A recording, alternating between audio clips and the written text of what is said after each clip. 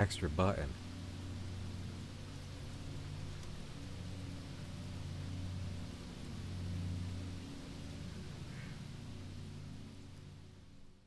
What?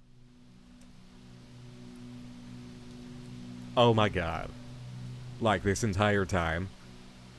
What the hell? Bat-eared Wizard over on Twitch. Thank you so much for the 5 gifted subs. Thank you, thank you, thank you so much. Okay, well, you know, not everything can go according to plan. Moonlight Angel, thank you for the 300 bits. Level 5 or bust. You heard Moonlight Angel then.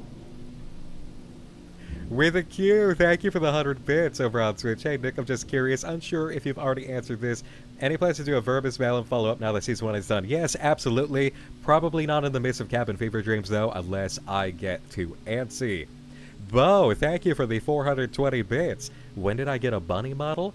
It's Cabin Fever Dreams, it's spring. I'm the March Hare. And wow, all of a sudden now, who would have thought Twitch is coming alive, like YouTube side is coming alive because I hit an extra button that I needed to hit. Fuck. I wonder if that's been ruining my previous attempts over here. Notifications. Notifications! Yes, indeed. YouTube chat on screen. Yes. But also, YouTube side, you will catch now that our friends on the Twitch side are on your screen. Because I can do that over on YouTube and not, get my pee-pee whacked by a bailiff. But over on Twitch, apparently they don't want me to show you guys, which, you know, is what fucking ever. But you darn goober. I know. I know. Who would be the Mad Hatter? I don't know. But I do have an Alfie in my pocket as the Dormouse. Have you guys seen her? Have you seen Dormouse Alfie here? She's so happy to be here.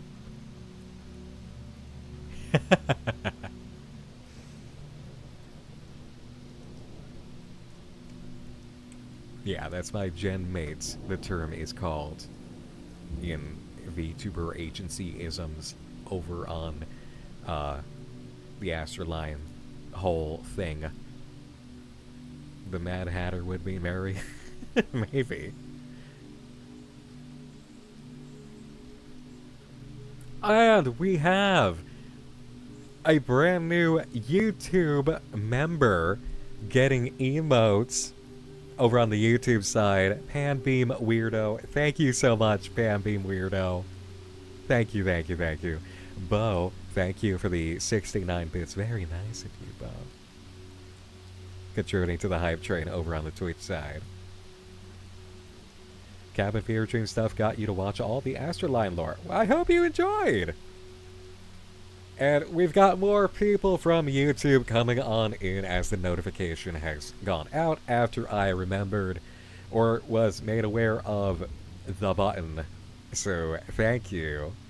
Hello. Did I watch the Nintendo Switch 2 Direct? No, but my husband did. Or at least caught the news. And it's actually pretty great. I'm not a Nintendo guy, but it's very clear that they really prepared for this one. With actually launching with a new FromSoft title, which is effectively Bloodborne 2. Except it's not titled Bloodborne 2. So they could give Sony the finger for not letting them make Bloodborne 2. Good for them. And new Mario Kart, anybody could have figured that one out, I think. Husband? Yes, yes. We still need to do the paperwork, of course, but it's been that way for a while. Although graphy is he, they, so husband slash spouse, depending on their mood for the day, you might say. It's fun like that. Gonna watch from YouTube since you can see both chats here. Hey, that's alright. And hello, Juzo, over on the Twitch side. I love seeing the movement over here. Oh, finally. Finally, we got some liveliness going on from YouTube side. Munchin, thank you for the 200 bits. Keeping the hype train going. And there's my darling Graphy. Thank you for shouting out Juzo there. A friend from VTubing Horrorwood. Congratulations on the marriage. Thank you. It's upcoming. It's this year. But thank you. Will I make a wedding outfit skin? No. Hype chest? Oh. Interesting. Thank you for the completed hype train over on the Twitch side. I appreciate it, thank you. And all the supporters over on the YouTube side, our new member, Pan Being Weirdo, now having access to emotes. And slowly but surely I'll be able to get more of my emotes over there to use.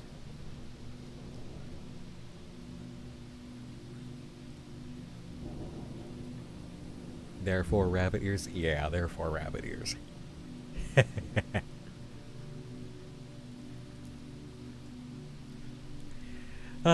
But isn't the hype chest under the vest? Good joke! Good joke. And Sword Blade, welcome on in. What timing? Just got off work. Welcome.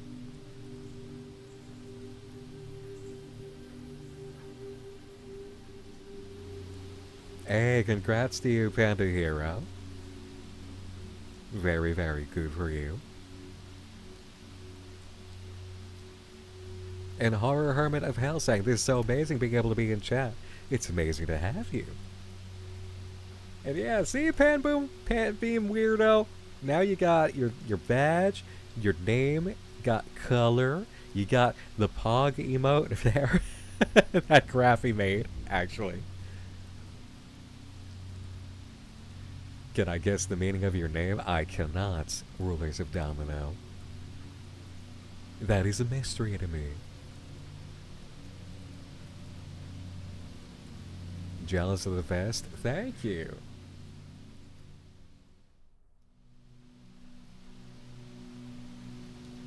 Oh, that's a good hype train emote. That's fun. Yeah, I dig that.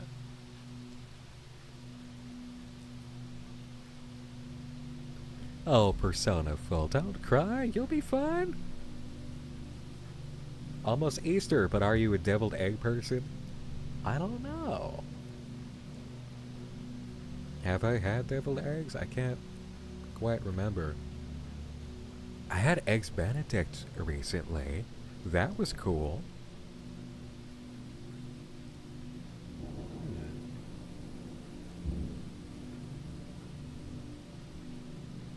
But I hope everybody is doing good. It is only April 2nd. In our neck of these haunted woods, I am very glad to announce there has been a major Giggleland update. Yeah. And we are going to attend to that in time, as soon as I can. Today is for Movie Palace Online, because that's had a little bit of updating that we could not really get to over the past week or so. 2 weeks now, I think. It's been a bit. But we're going to get to that. There is a Giggleland update that's substantial that I'm going to love getting into for us. And Welcome Home is updating this month. So it's busy. There's a lot happening, and it's very cool, and I'm very excited. It's going to be a good time. It is. It is. Yes. Yes. Now, I do want to go ahead and get us started.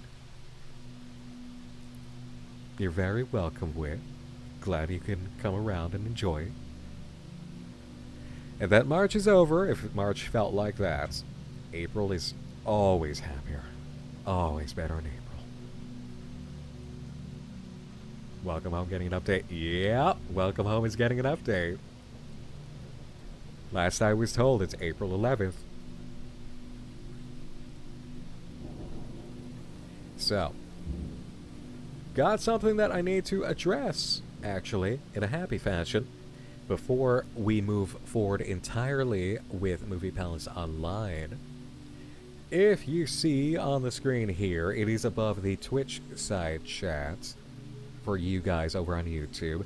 For you guys over on Twitch, it's underneath the commands and my blue sky.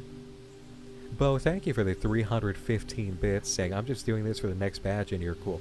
My thank you. You can throw bits at me, that's okay.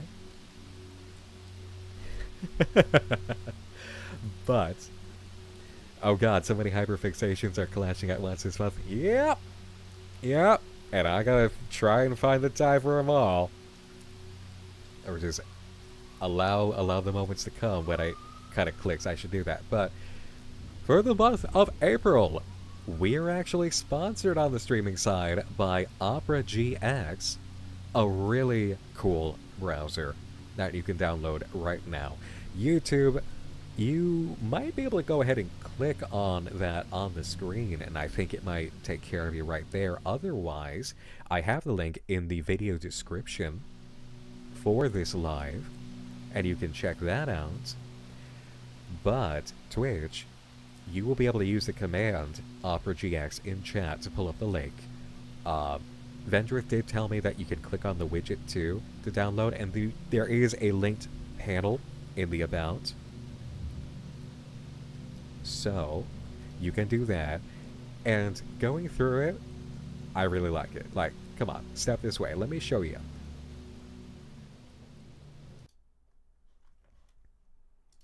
I'm going to have to shrink down first a bit, though.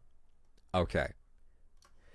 So, right off the bat, Opera does some things that just feel wonderfully intuitive. So whenever you open it, like, it's described as a little bit of a gaming-centric browser.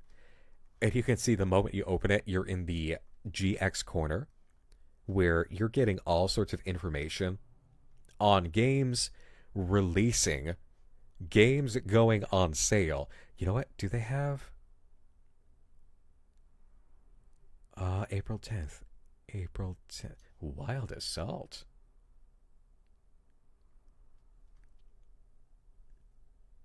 Wild Assault, huh? Oh, well, that's, I didn't know about this.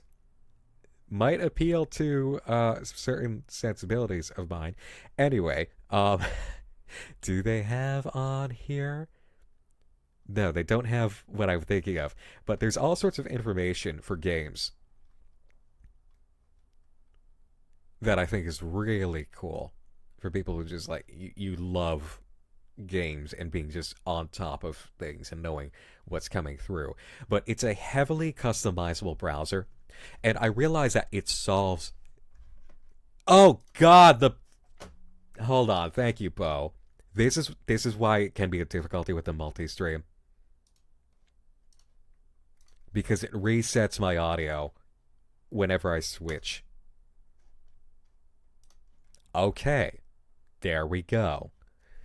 I hate that shit. OBS does not have an option to just keep a consistent, just use my mic default. There we go. Now I'm stereo. Thank you. Alright. But I found out something, okay? And this is really cool. I'm really glad about this, all right? So Opera GX immediately, for anybody who's interested in keeping up with people on Twitch, but you hate Twitch Mobile, and appropriately so, because it's a garbage app, and sometimes you're just on your desktop or on your laptop, and you shouldn't be having to rely on phone notifications all the time. This browser has an immediate... I don't know why it's not showing my results for my follows, but it has, on the side, a natural Twitch extension baked right in, where you just connect it to your Twitch account, and you fold it out to the side, and it automatically will show everything going on for who you're following if they're live. And I wish you could see it better than OBS is letting me do right now. OBS is not being such a friend to me today. But I can tell you that having this automatically is so much better, because it'll give you notifications too when somebody goes live, and you'll just be able to hover over and see exactly what's going on with them. And I truly love that. It's also just a super customizable browser. So it's got an ad blocker built directly in. That's a big deal for a lot of people. With bookmarks, you get a lot more management with everything that's going on at all times. Your settings, you get their own customization that they've got right off the bat, which includes, by the way, during setup, sounds. Like, you can choose all sorts of sounds for any sort of activity occurring. And as I understand it, there's like a whole world of customizability beyond what's just here.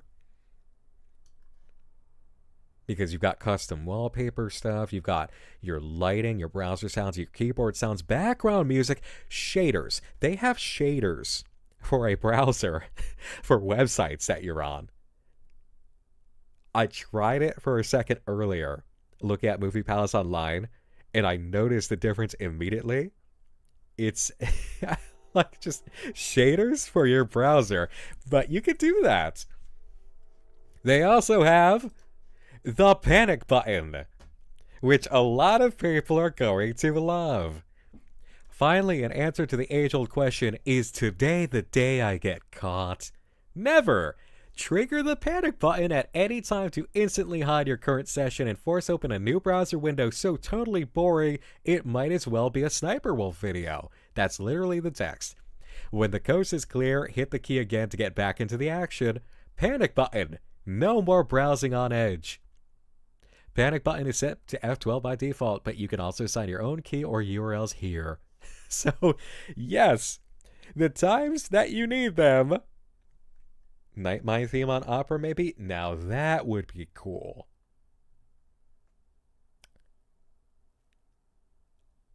Okay. I should try making that. I should.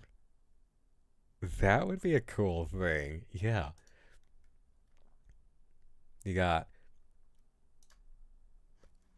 all sorts of things. Of course, history is right there. Downloads is right there. All quick. And then you have mods, which I have not played around with the mods yet. But it automatically gives me this sense of play about all sorts of things you can do with this. Like, it just seems naturally more in line with everything today that you would truly want out of your browser. You know? Green and purple dark theme. That would rock, yes. With my office wallpaper as the wallpaper.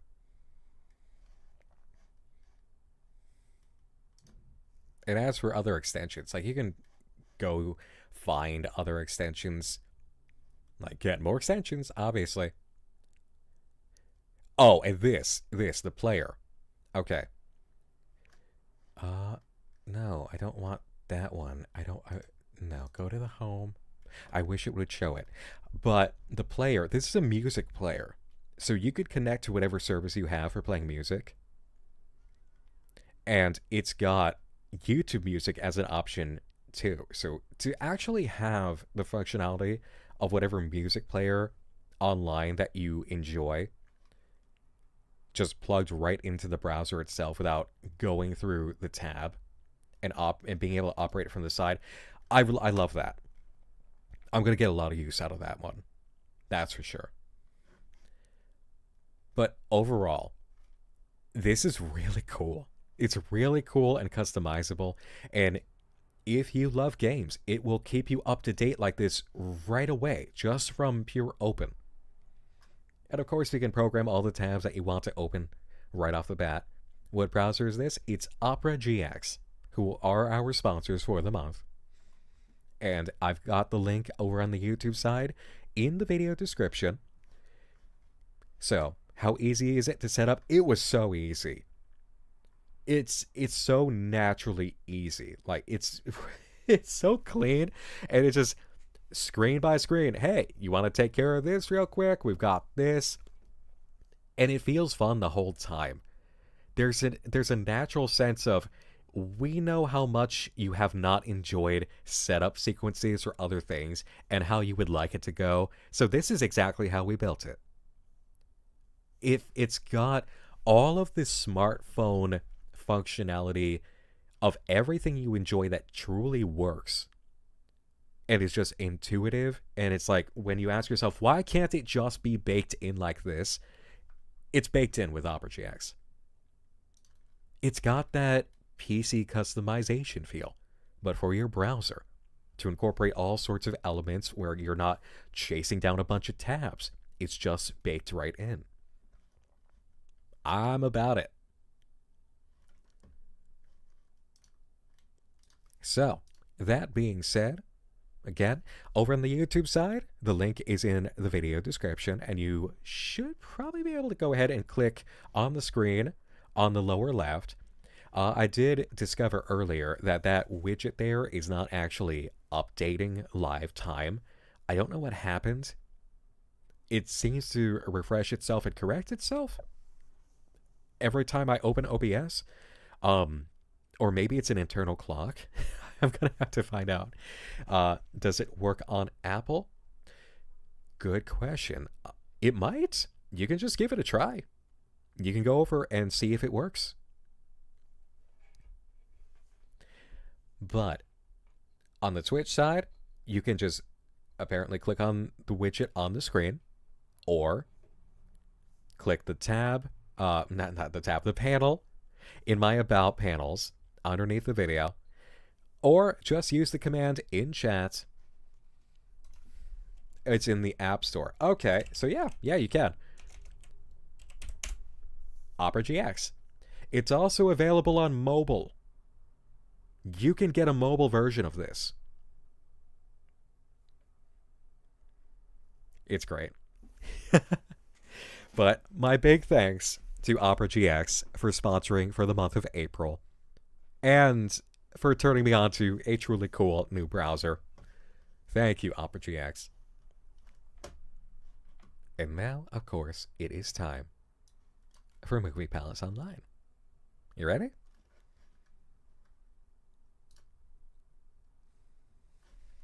Here we are.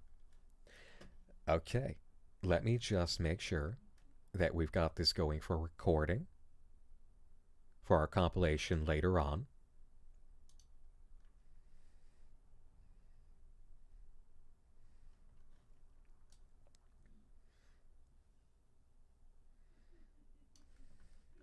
All right, we're back. It is April 2nd now. It's been a couple of weeks since we've checked in when it comes to Movie Palace Online. So we've got some things that we need to take care of. And there is an additional development. Now, from the previous mission, with Potboiler, I believe the film was, that real auteur director who also might be too about themselves and in their own head uh kind of film meta stuff. I did go ahead and plug in the solution to that one just to give us that progress, because we took a look at that, but we did not have the time to get around to doing the solution work for it. That is mission 6, the cabin. So, this was about getting the coordinates. I plugged in the coordinates, and then Aaron told us, hey, I tried plugging it in as 813 south, 2015 west, but it just leads nowhere. Well, not nowhere, but a random spot in the middle of the ocean 1,000 miles off the coast of Brazil. That can't be right. I don't get it. It has to mean something. Every other clue has lined up. Why would this one be nonsense? Are you sure you got it right? Maybe I'm missing a step. I don't know. I need to think. Ivy's calling me. Twice now. She's not going to let this go. I'll deal with her and get back to you when I figure this out. So if you remember, Ivy is the friend of Aaron who has gotten a bit concerned when it comes to Aaron's pursuit with this old PC. Naturally, the PC's not normal. None of what's happening here is normal. But we're having a good time with it. Ivy, though, kind of wants Aaron to step off. We can actually refresh real quick when it comes to the thing about Ivy. My name's Ivy. I'm Aaron's friend. She might have mentioned me before, but I've basically been the one keeping an eye on her since her mom passed. I need to talk to you about this whole old PC project you guys are involved with, because from what I'm seeing, it's starting to really mess with Aaron. At first, I thought the computer was just some weird nostalgic distraction that might actually help her cope, but lately it's turned into something else entirely. Erin's not just interested, she is obsessed. And honestly, I don't blame her. The stuff that's been showing up on that computer is beyond eerie. Either someone's playing a seriously messed up game with her, or there's something way bigger going on. Look, I get that you're trying to help, and I appreciate it. Really. But if you know anything about who or what might be behind this, whether it's a hacker or something else, I need you to tell me. Erin just lost everything. This isn't a game for her. She's not the type to bounce back from stuff like this, and I don't want her falling down some rabbit hole she can't climb out of. I don't expect you to stop helping her. I know she trusts you. But maybe keep in mind that the deeper she gets into this, the harder it's going to be for her to come back out. Thanks, Ivy. So then Ivy hit us up again. Hey, it's Ivy. I just got off, let's call it heated text exchange with Erin.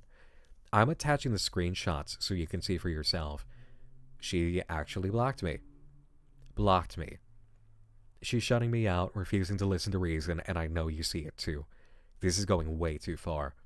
The way she's twisting things in her head, looking for meaning in every little detail, it's not healthy. I don't know what else to do. If she won't listen to me, maybe she'll listen to you. Please tell me. Do you think Erin is right and she should continue? Or do you think I'm right and we need to stop her before things spiral even worse? I don't care if she's mad at me. I just need her to snap out of it. Let me know, Ivy.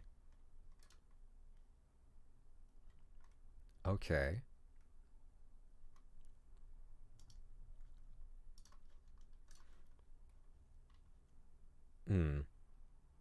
Alright, so talking about the coordinates and how they don't make sense, leading 1,000 miles off the coast of Brazil in the middle of the ocean. So that's the start. And here's the conflict kicking in here. So they were wrong? No, that's what I don't get. Everything pointed to this, everything. Or maybe it didn't and you just wanted it to. There we go. Now we're starting a little fight here. Static Rainbow over on YouTube. Hello, welcome on in. Been a fan of your videos for probably about 4 years now. Your Marble Hornets videos are like comfort media for me. I hope the stream goes well. Thank you, and welcome on in. Glad you could drop by.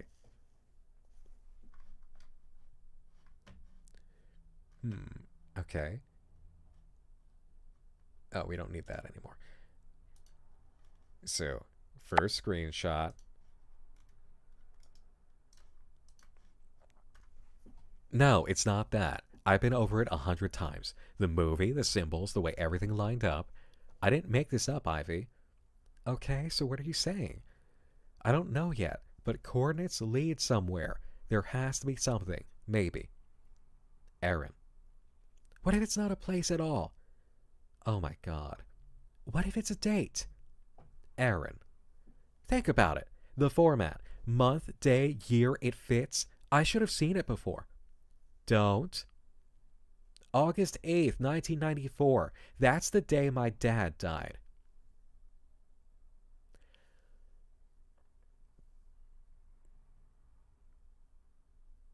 It could be a date.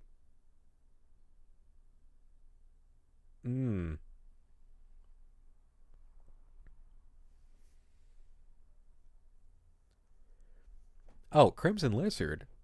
I mean, if it was based on my tune form, then it's still fine. I still use my tune form of March Hare. I'd still be happy to receive it. Thank you. And Gishi on YouTube wants to say hello. Got a question. Favorite sandwich? I have been so all about forms of chicken bacon ranch for sandwiches lately.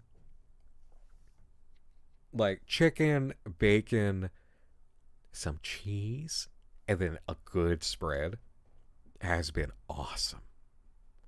It's so good.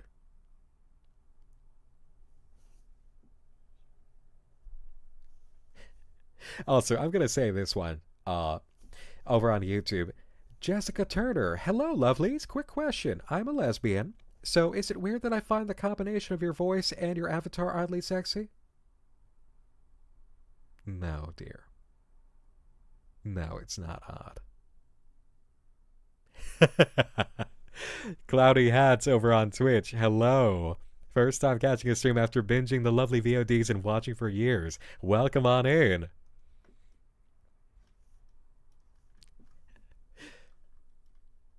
And Jay's watch, thank you. So the day her dad died, huh? The date comes around to the times we've been working with. August 8th, 94. Hold on. What was the date we gave in one of the early missions?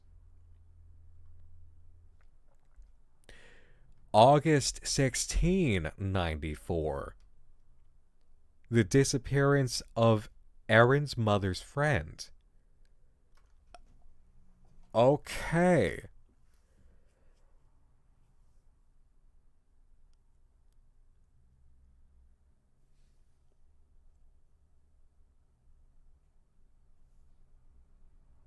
What?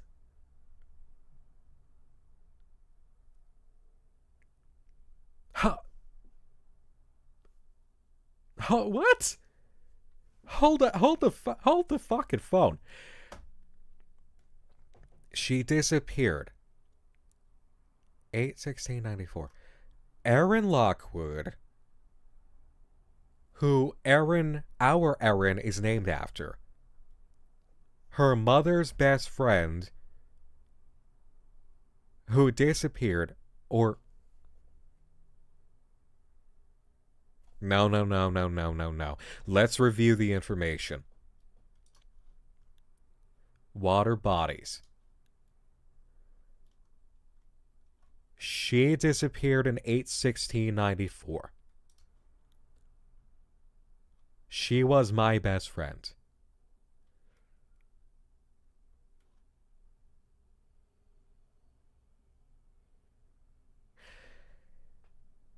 Okay, let's hold on a second to acknowledge.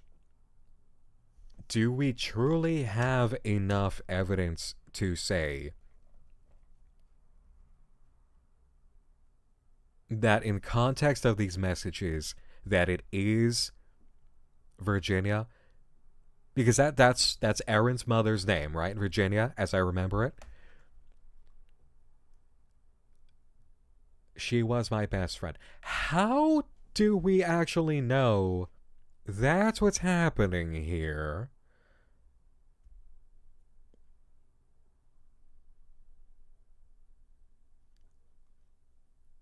She was my best friend. Somebody is giving us a series of messages through time about someone who disappeared, Erin Lockwood, it seems, on 8/16 of 1994.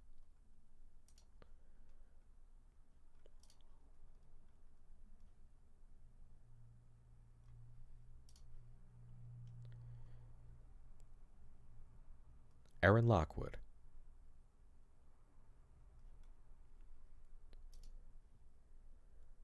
And then the latest message.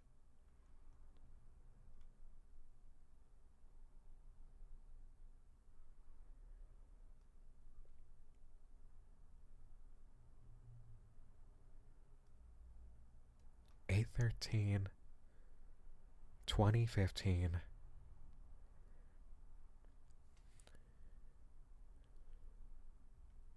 Wait. Is Erin confusing herself? What if why? Okay. That's the solution from Potboiler. But it led 1,000 miles off the coast of Brazil. So it can't be right?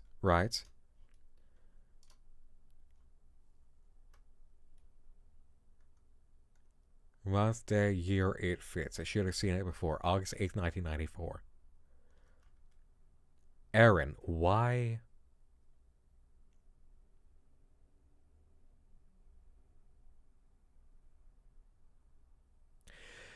Where is she getting this interpretation?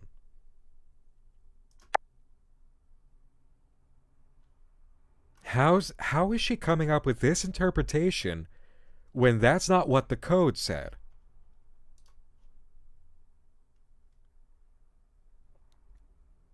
Because that's the solution that progressed the mission. But that's 8/13/2015. And why would her father... How could her father have died August 8th, 94, unless it was like a teen pregnancy? Which it could have been. Or something like that. Close enough. Hey, Mako Tunes, no problem. Welcome on in. And Crispy Taters as well. Welcome in. Glad you could catch this live.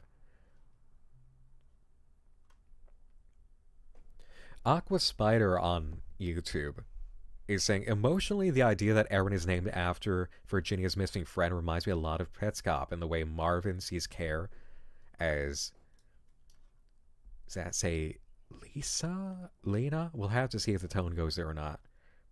Could it be the father sending messages? Well, now we know about a thing with the father. Let's take a look at this further. Erin, do you even hear yourself right now?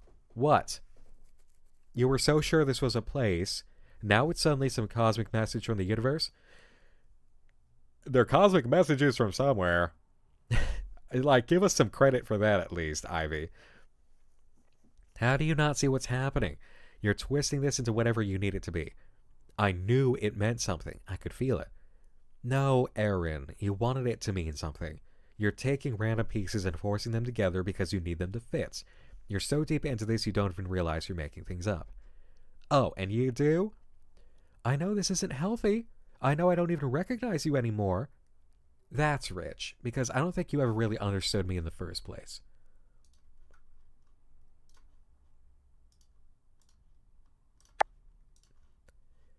I understand that you're losing yourself to this, that this isn't helping you, that you're chasing ghosts instead of grieving. No, I'm finally seeing things clearly, and you just don't want to accept that. I'm done with this conversation. Aaron, please. Wow.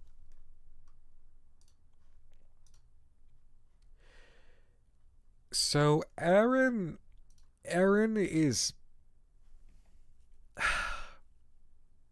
Aaron is hilariously enough acting like an ARG player who is throwing everything at the wall, trying to link things together. We've seen this behavior, you know? Obviously, there's plenty here that means something. We're not just going to abandon that. We're not seeing things that are not there. Like, this is actually a live observable anomaly. So, that's not going to be the case that we're just seeing things that don't exist. No. Does it all connect very pointedly to one specific thing that Aaron is trying to make fit? Not necessarily. Aaron's becoming obsessive? I mean, how could you not be? But you also do need the ability to stand back and observe what's on the table. Even when you have a hunch and you've got a strong feeling about where something leads, you can't ignore the possibilities that do give you the proper answer. Do the pieces fit? So far. Do they necessarily lead exactly to whatever Aaron might be thinking? No, they don't necessarily lead there. But we also know who we are.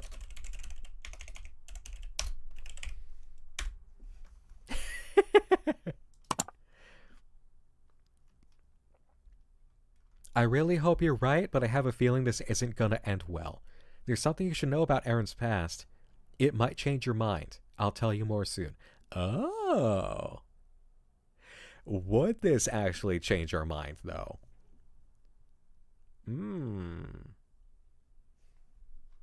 Alright, so. Movie Palace Online! Yay!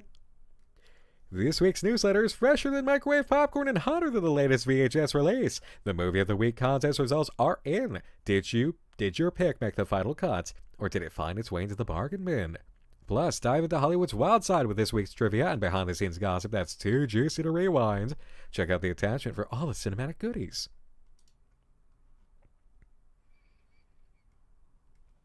Yay! Movie Palace Online! Movie of the Week contest blows up. Wow, you're a passionate group of movie lovers. We had so many series entries in our contest to choose the next movie of the week that we just had to have some runners up as well. Oh my god. Wow, a copy of a game. Congratulations to the runners-up. Gene Girls 2004, nominated by Mango. And Harvest of the Starving Artist from 1990, nominated by Neko Jubilee. Which I'm very certain that these are all original concoctions by people in the Discord trying to play into the universe here, and doing so well enough that the team looked at them and said, yeah, we're going to give you a nod for that one, because that's as fun.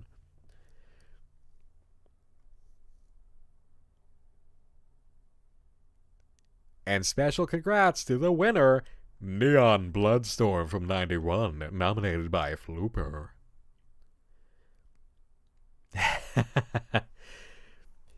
In the neon-drenched sprawl of 2027, sleep isn't just dangerous, it's a battlefield.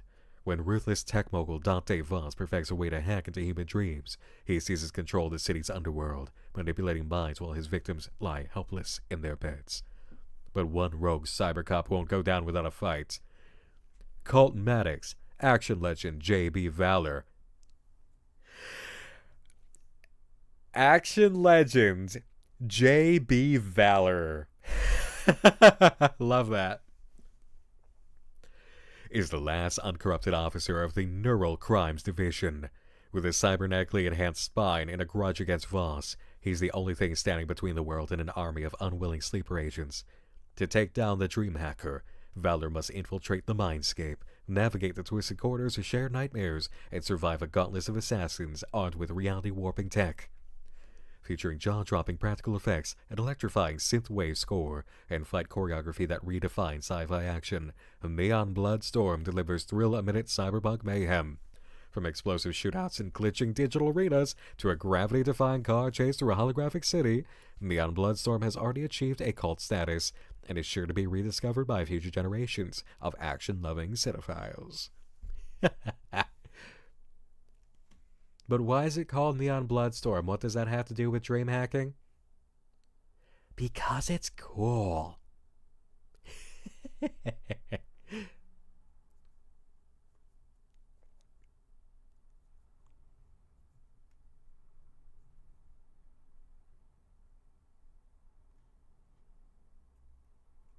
Oh, cool. Look at this trivia.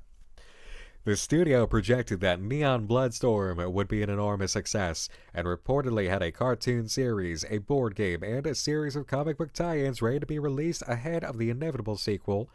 However, box office returns were meager, and those projects were scrapped. Who knows? Maybe some concept art or bits of scripts will surface one day. The film's second most quotable line, "I tell you to dream of electric sheep, but you won't wake up," went way over the studio president's head, and he wanted it cut. Director Larry Akira had to explain the sci-fi illusion and call in every favor he could to keep it in the final edit. Okay, everybody, are you ready? Are you ready for my Hollywood gossip with Pipsqueak McLean? You're not going to deny me this joy. Squeaksters! Squeak Maniacs! Pipperonis! Your May Mouse is back, baby! Word around the dumpster is a certain talented rodent has been busy taking meetings to pitch his original series. Wink.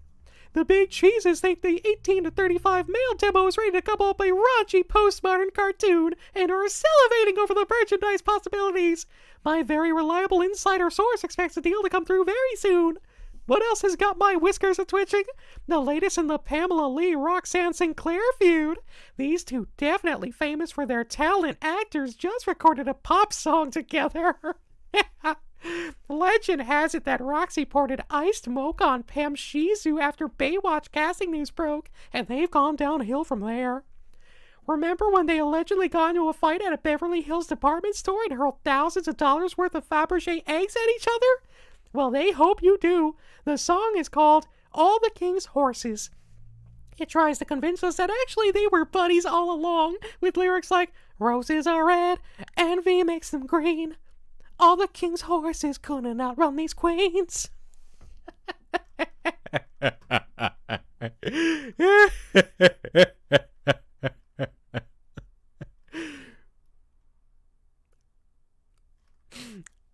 The Messenger returns next Tuesday. Beyond Bloodstorm.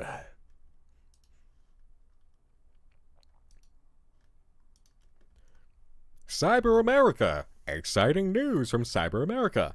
Your amazing trial with Cyber America is about to reach its end. But worry not, because your journey through the World Wide Web has just begun. You're now eligible to upgrade to an exclusive Cyber America subscription in unlocking unlimited access to cyberspace, blazing fast internet speeds, exclusive online content. Ready to keep surfing? Reply to this email with your new paid customer code. Need more time to decide? No problem.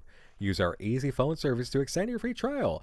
Just reply with your extended trial code after calling 1-800-845-9823. In the unlikely event that you need to reach Cyber America's toll-free number from outside actual America, don't panic. As a valued globe-trotting customer, we've got you covered. UK and France. No matter where your travels take you, Cyber America is here to keep you connected. Catch you online, your gateway to the information superhighway. I got Chloe Heim on the Twitch side saying, good luck with this one. I had a little touch of a warning about this. So, naturally, we have the Discord guide. And if it's going to be the case where we're going to be here for a good hour of me knocking my head against the desk, we're going to not do that and just make sure that we are progressing properly and enjoying the construction of the ARG and the plot. Because why are we going to go through a collective misery of me angrily staring at a screen for 2 minutes trying to puzzle something out? Just to try it and then unlock another 15 minutes of that. But I'm curious. Let's call. Hold on. What a cool mechanic. All right, hold on. Let me take a sip of my coffee here.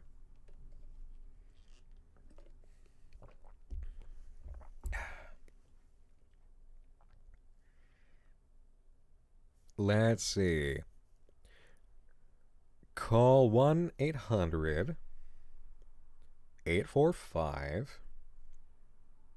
1-800-845-9823.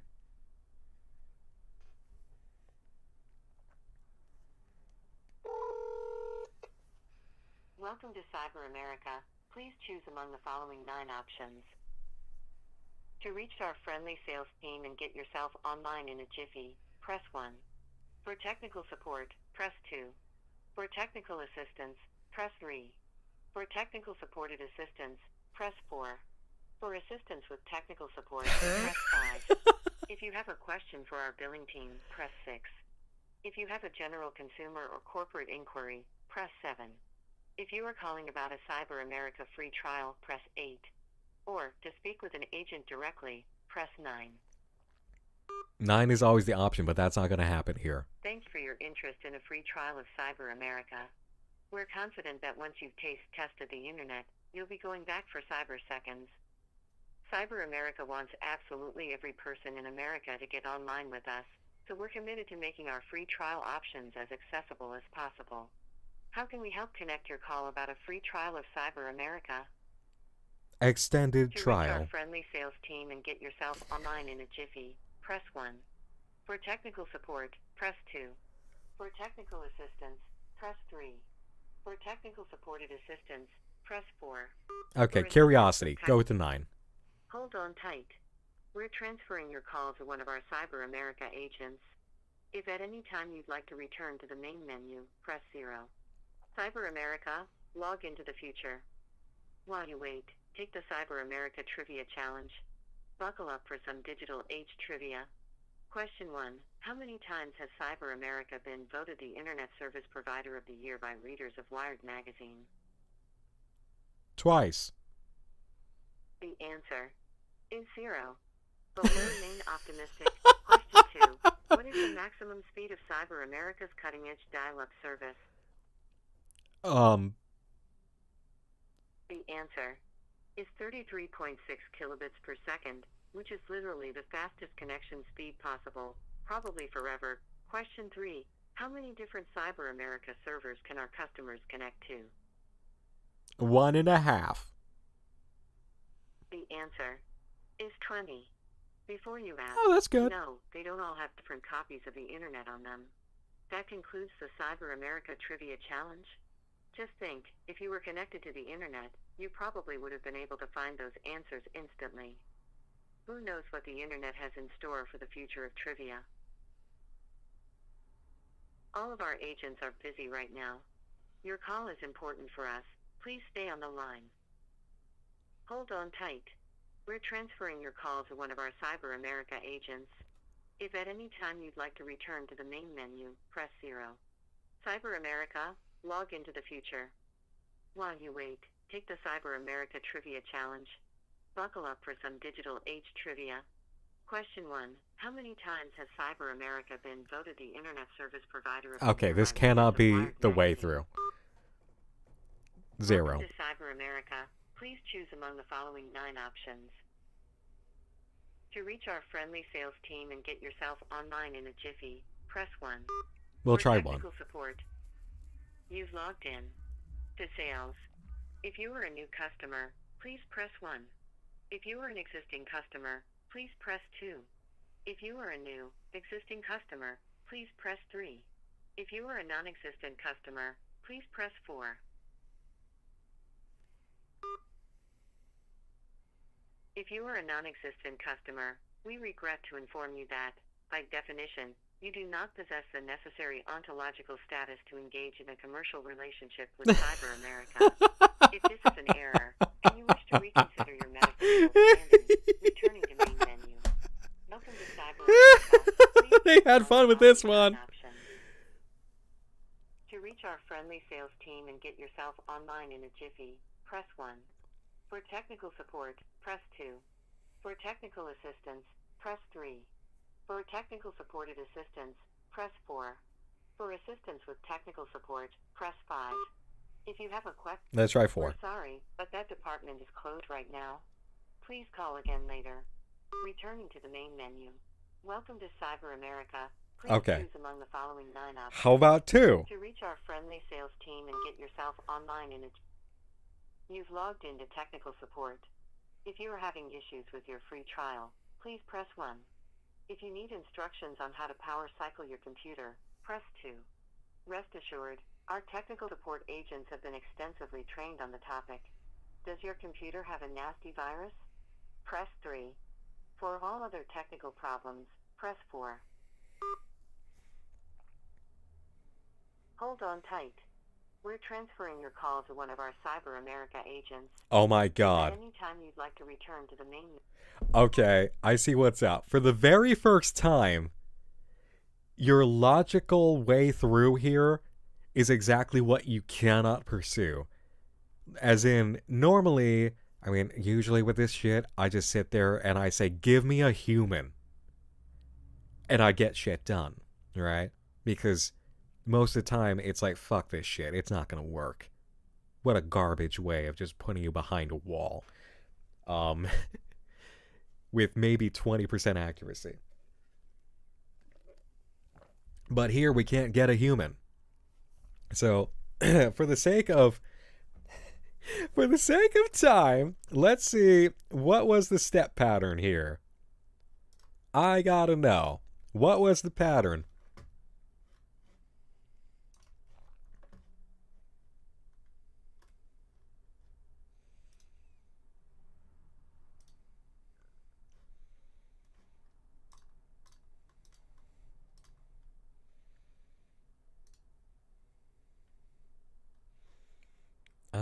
Okay. Cyber America subscription.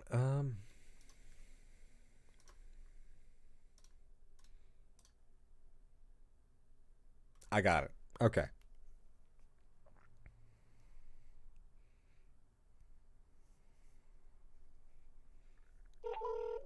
Hello, Amon. Welcome to Cyber America. Please choose among the following 9 options. 1. To reach our friendly sales team, you've logged in to sales. If you are a new customer, please press 1. If you are an existing customer, please press 2. If you are a new, existing customer, please press 3. 3. If you are a for a definition of a new, existing customer, please press 1. A If you'd definition. like to extend your free trial, please press 2. There it is. Thank you for your interest in continuing to access Cyber America services without paying anything to Cyber America. Please note that extensions are not allowed, except in extreme cases. Please select one of these options to see if you qualify. If you experienced catastrophic computer failure moments after you initiated your free trial which prevented you from connecting to the internet, please press 1. If you are unable to pay for a regular Cyber America subscription but having internet access enabled you to participate in a deeply meaningful personal relationship, press 2. If you happen to have a reference number, press 3. Please enter your 5 digits reference number. Okay. 66016. Replaying options. Invalid number. Press 1 to try again, or 2 to return to the main menu.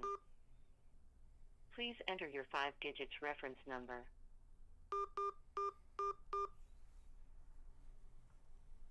Thank you for entering your interaction reference number.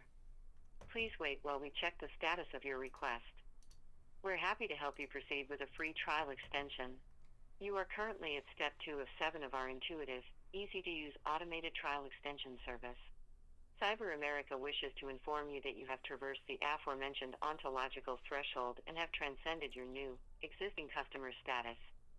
Please enter the 5 digits values from your mandatory customer satisfaction survey. Right, that's a whole process, by the way. We're so pleased that you're satisfied with your Cyber America customer experience. These survey results are shared with our shareholders regularly. You are currently at step 3 of 7 of our intuitive, easy-to-use automated travel extension service. To prevent automated abuse of our system, please confirm you're human by entering the answers to the Cyber America Trivia Challenge as a single continuous sequence of digits. For example, if the answers were 12, 4, and 3, you would enter 1,243. That is 0333620. You are currently at step 4 of 7 of our intuitive, easy-to-use automated trial extension service. Please confirm your customer status. If you are a new customer, press 1. An existing customer, press 2. Here it's apparently 7. Press 3. A non-tentative. You are currently at step 5 of 7 of our intuitive, easy-to-use automated trial extension service. As you are a newly emergent legacy customer, Cyber America expects that you have previously shown an interest in investing in the bright and extremely stable future of the Internet. Using your touch-tone keypad to spell your response, please indicate the kind of bubble that .com investing represents. Oh my god. 86287782253, which is unburstable. Correct. Long live the unburstable bubble. Thank you for identifying and verifying your newly emergent legacy customer status. We can now proceed with your requested free trial extension. You are currently at step 6 of 7 of our intuitive, easy-to-use automated trial extension service. Enter your exemption approval code. It's 90139. Thank you for providing your exemption code. Cyber America is touched that you're using our service as a way to stay connected with a lifelong friend, and we want you to know that you're in the process of making another lifelong friend, Cyber America. You are currently at step 7 of 7 of our intuitive, easy-to-use automated trial extension service. To initiate your free trial extension, please enter your modem number. Apparently that's actually in the screen here. It's Invalid number. Press 1 to try again, or 2 to return to the main menu. Replaying message. Thank you for providing your exemption code. Cyber America is touched that you're using our service as a way to stay connected with a lifelong friend, and we want you to know that you're in the process of making another lifelong friend, Cyber America. You are currently at step 7 of 7 of our intuitive, easy-to-use automated trial extension service. To initiate your free trial extension, please enter your modem number. 2350059. God, this is the worst shit ever that humanity has made in terms of service. Congratulations, you successfully extended your free Cyber America trial using our intuitive, easy-to-use automated trial extension service. Please note that by agreeing to extend your trial, you've also agreed to receive emails from a wider range of Cyber America marketing partners. Reply to our email using the following code, Cyber336. Thank you. To replay this message, press 1. To hang up, press 2. Bye. Okay. So, that must have been one of the most hilarious and frustrating days that this community has ever had. But it's also wonderfully creative in its simplicity. And especially in terms of the time period. It's also the kind of thing where you can do what is very much here listed as a call flow chart, where you can just try things and list the dead ends. It's also it's legitimate about the steps. It's like, you are on step this out of 7 of our automated process. That's actually how it's formatted in the answer breakdown. Like, the hints and the answers. I think that's really creative. And also hilarious. And cathartic.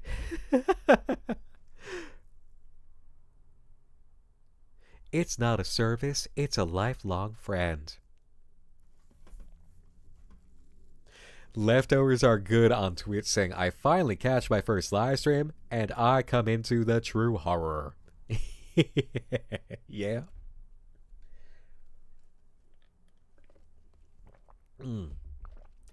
The element is creative and equal in measure, and also hysterical.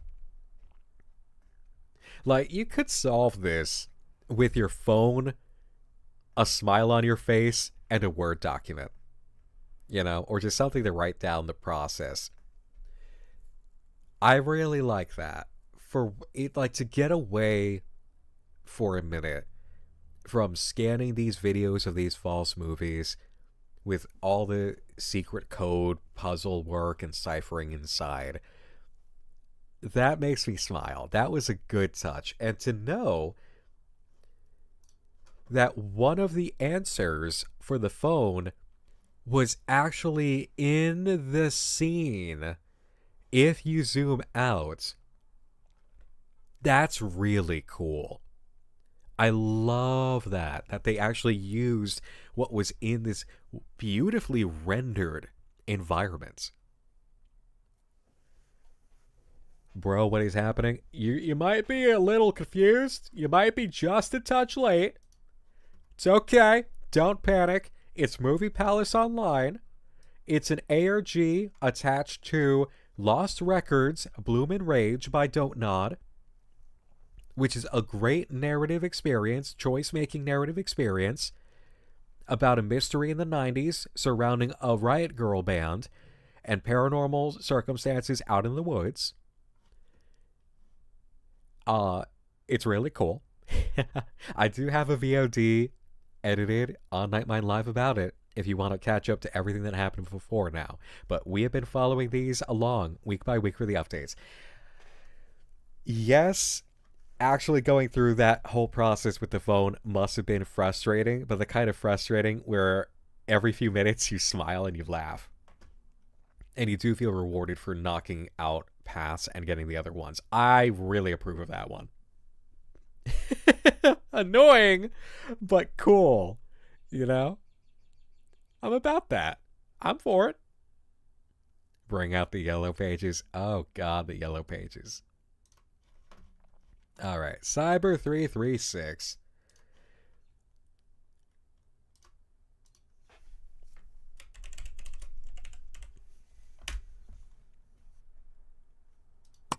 Da da da da.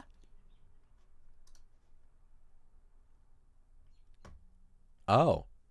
Well, before we see the next thing, we do have this email from Ivy. Hey, look, I'm pretty hurt right now, but I still can't resign myself to just let Erin spiral like this. I get that you probably think you're helping her, and I'm sure you mean well. But I don't think you fully realize how emotionally and psychologically fragile Erin actually is. I get that you trust her, I do too, but this quest is becoming her whole life. It's alarming. I'm going to do everything I can to prove there's a rational explanation for all of this. And when I do, you'll have to admit it and help me convince Erin too. I'm asking you, please just help her stay grounded. If she won't listen to me, maybe she'll listen to you. Erin needs stability, not more mysteries. Ivy.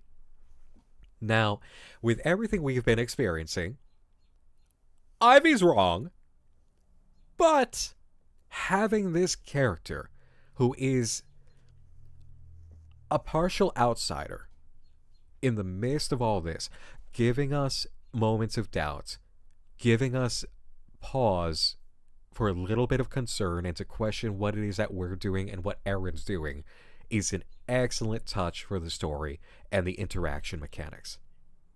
I really like it. That there is somebody on the outside who's looking at this and they're saying, you know what, maybe something's happening here that's not so awesome. Have you given that a thought? You know? I've got somebody over on YouTube saying Paranormal Girl Band. I saw that Scooby-Doo episode. Not quite the Hex Girls, but a little touch of that flavor. Fuck yeah, Hex Girls. I should get a t-shirt of the Hex Girls. Bo, not those kind of paws. Alright. Are you ready for Neon Bloodstorm? Through Movie Palace Online. Erin saying, I just watched Neon Bloodstorm and it was like, no, it was my life flashing, shattered, pieces everywhere. My dad's accident, past birthdays, the hospital, all of it scrambled like it's trying to fit together, but wrong. I don't know what it's trying to say, or if it even is saying something, or if it's just me looking too hard. No, that's not it. And here we have Ivy's work getting under Erin's skin and having a little bit of a shift in perspective and attitude about this, because now it's got Erin questioning too, right? We love this. We love character work in the storytelling of ARGs and witnessing how that is making things develop here. I love that. Because it's going to give us that kind of perspective too as players of what are we actually doing here? Because this isn't just a game, it's an alternate reality game. It's like, can you factor in the idea of the people whose lives that you are interacting with here and the effect that you're having? The choices that you're making, the impact. Can we be the broader perspective that Erin is not necessarily being right now, and that Ivy's not being? That's great. That's important.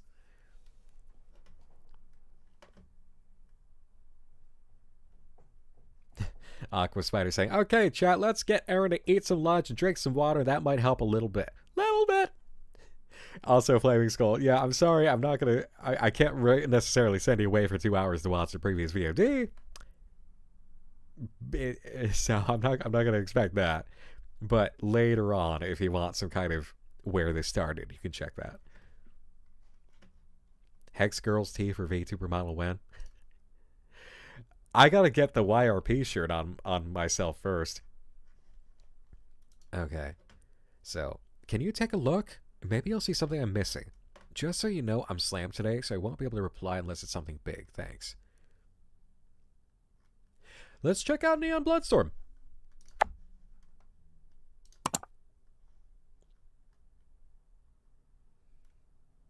After we look at the Velvet files.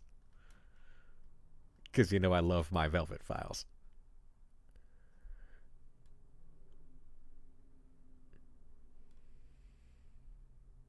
Nothing new yet. I'm pretty sure we've gone over the something happening in the woods bit.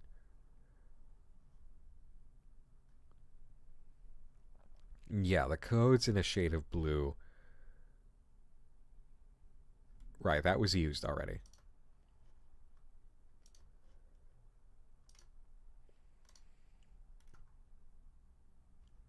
Ah, there's not much left.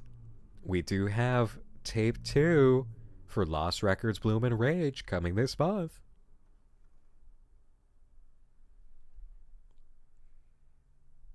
The Cyber Online email mentioned something about exclusive online content.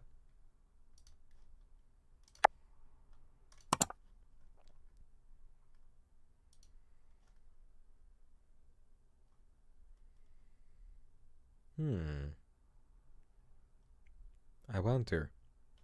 That should pop up soon. Why do I still have... Right, because that's our current point of action. It's not that it's new, it's just that we haven't cracked that yet. Okay.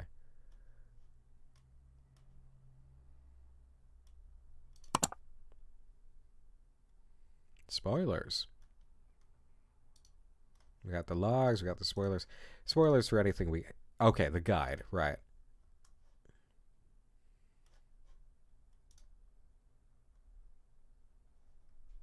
We've already done this, just to get started.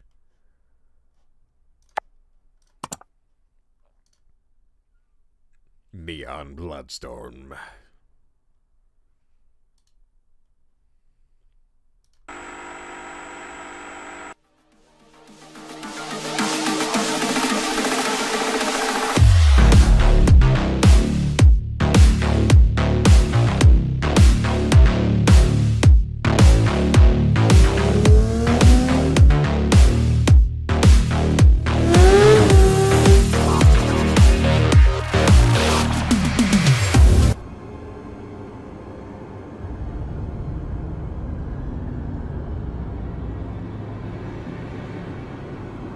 Okay, that was a code.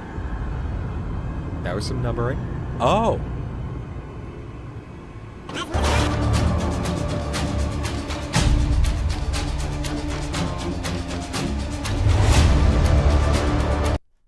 Alright, so we had a few things there.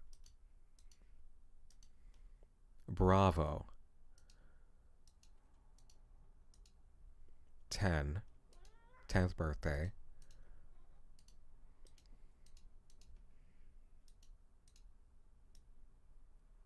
Oh, what's that symbol?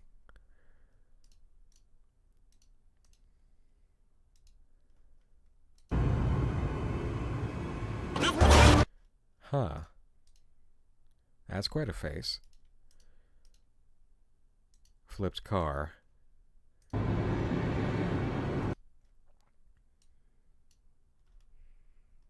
$2.99, $7.92, $4.58.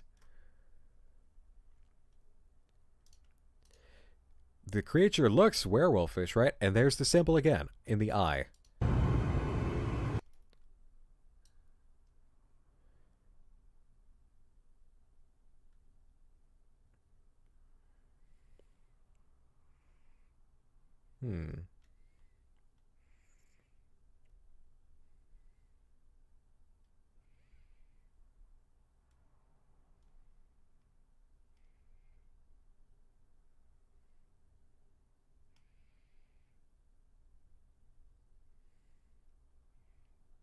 Right, so now the movies are like kind of psychologically torturing Eren.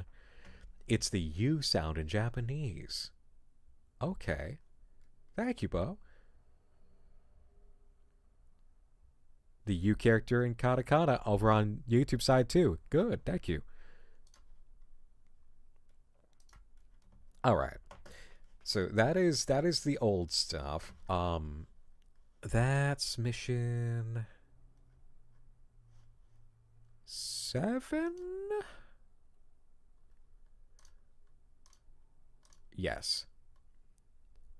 Translate symbols into letters. There are 10 letters. Okay, that would be the 10th birthday indication.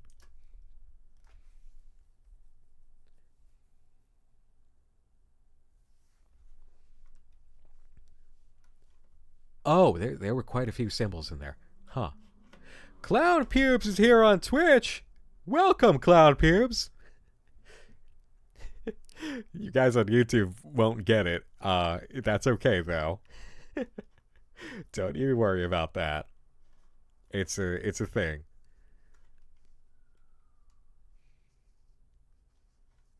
All right. Yeah, there's quite a few symbols, actually, in Neon Bloodstorm, apparently.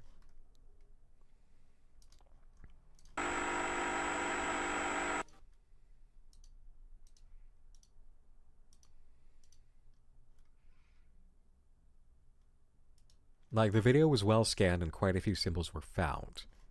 10 of them, as indicated.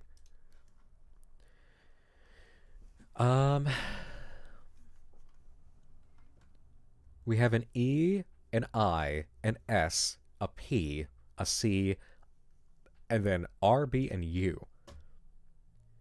Arrange these letters into the name of a location we've seen in Velvet Cove. It's 2 words. EISPCRBU.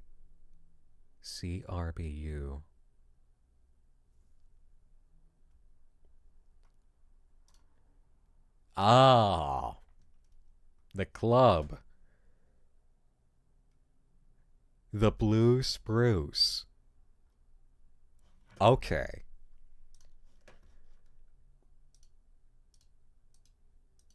So that's relatively simple in terms of like translating symbols into other meanings. And then just you have your anagram to mix up.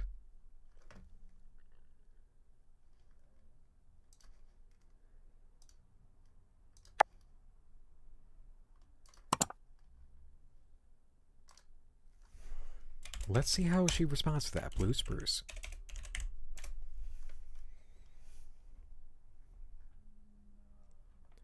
Blue Spruce. I know that name. It was right there, just out of reach, until I typed it in, and then, boom, a website. But not just any site. It's barely holding together, glitching, flickering, like it's trying to stay hidden. Some parts work, most don't. Just static, noise. What is this? Who put it there? I need to dig deeper, but I don't even know what I'm looking for. Can you check it out? See if anything stands out? There's got to be something in the mess, something we can use. Let me know what you find.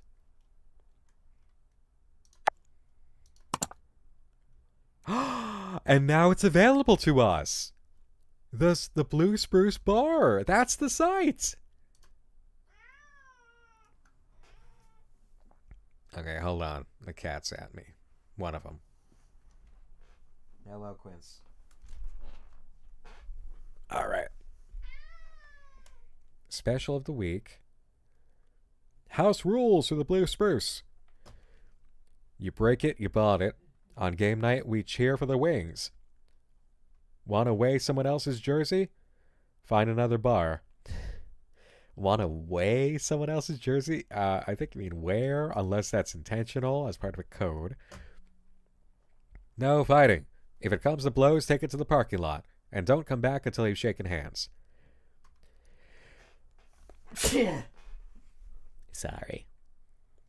The pinball machine is not an ATM. No pounding the glass to get your quarters back. Respect the bartender's cutoff. If you argue, you'll be cutting yourself off permanently. Trivia disputes? The host word is final. We don't care who your cousin said Nirvana's first drummer was. Thank you, thank you. No outside food or drink. Yes, even if you brewed it yourself. Be neighborly. Share the pool table. Tip your server and don't hog the jukebox with 12 minutes of rush. Dogs are welcome to stay outside, but if they bark, they won't be getting served. Keep your boots off the bar. We clean up enough mud and sawdust as it is. All right. Special of the week.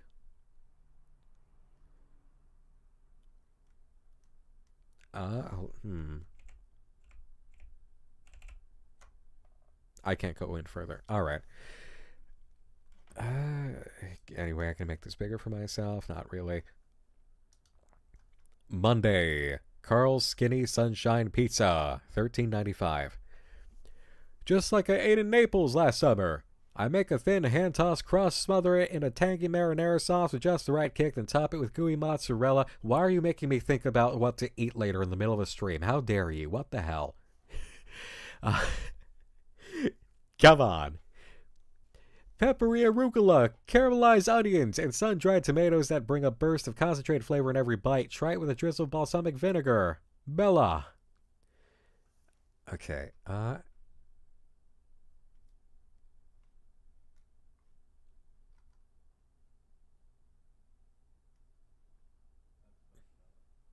Carl's Sunburst Smash Burger for Bill. Bill told me I had to tone it down and make something normal like a burger or something. So here's the best burger the Spruce has ever seen.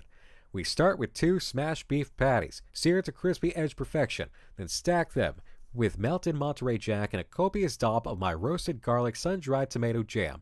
It's savory, it's tangy, it's pure magic. Add in a fried egg with a gloriously runny yolk. Fuck yeah. Crispy shallots for a little crunch.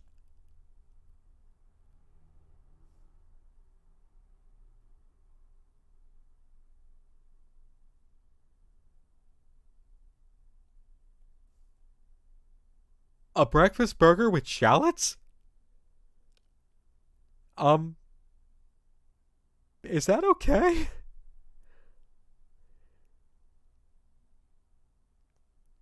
And peppery arugula for balance, all tucked into a roasted ciabatta roll. It's bold, messy, and unapologetically too much. Just like me. Okay. A runny yolk on a burger is the oddity. Oh, no. That's common for a breakfast burger. They're just tiny onions. You'll be fine. Okay. This is shallot to take in. Welcome on in.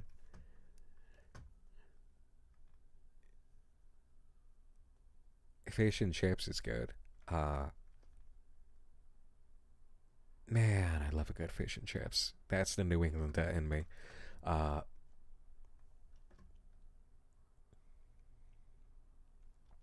August 22nd to August 28th.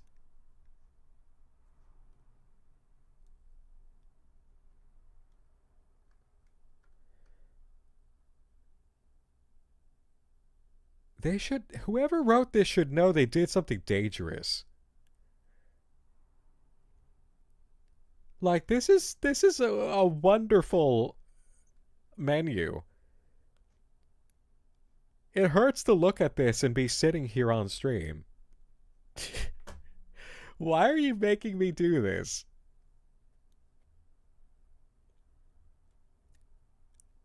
Do these developers know how many of their community in the midst of this mission must have just said, fuck it, I need to order something. I'll be right back. You know? Because I can imagine it was a lot of them.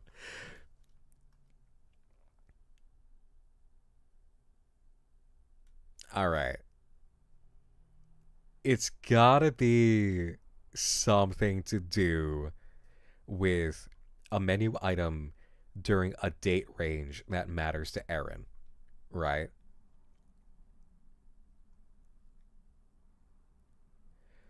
August 8th to August 14th, or August 15th to August 21st.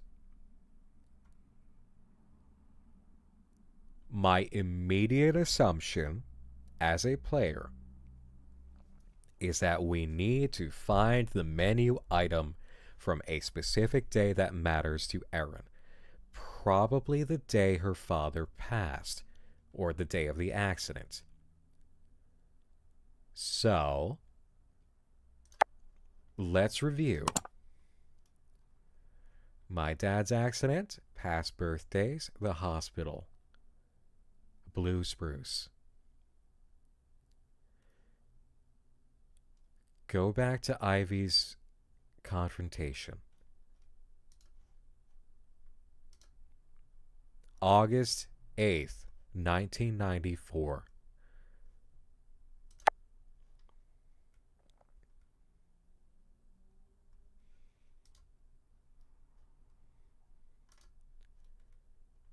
And the other date we have, August 16th, 1994. 8 and 16.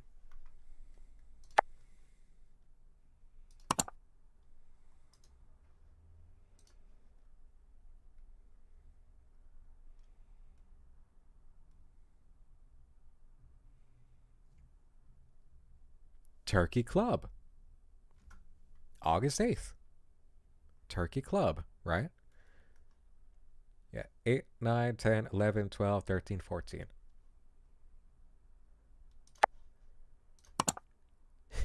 Imagine us saying Turkey Club to her, and she goes, Turkey Club? The fuck are you on about? Do we know Erin's birthday too? That's the hard thing, is I'm thinking about it, and I don't know if the information is in the emails somewhere. Maybe it's in the Discord, but I want to try this first. Just from first instinct as a player. Because some of the stuff that came before is a lot to try tackling live. But this is so simple. The date I sent was 8/15/2015. 8/15/2015. The date in the screenshots, I think, were wrong. Right. Yeah, the weird thing, the date of the accident versus what actually was given over from the potboiler video. Let's just see.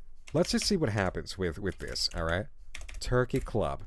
Because I feel like this is trying to jog Erin's memory.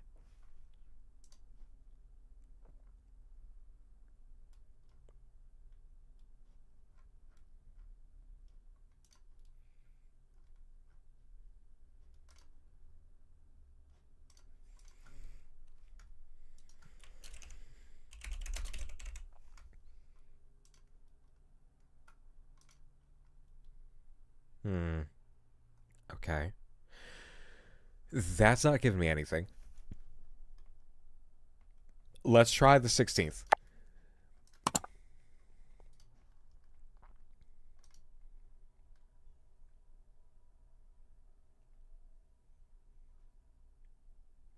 Venison shepherd's pie.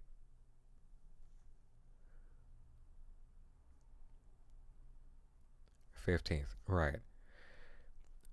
Well, we can try either one. Well, no, because the 16th in 94, 16th of 1994, was when she disappeared. Erin Lockwood.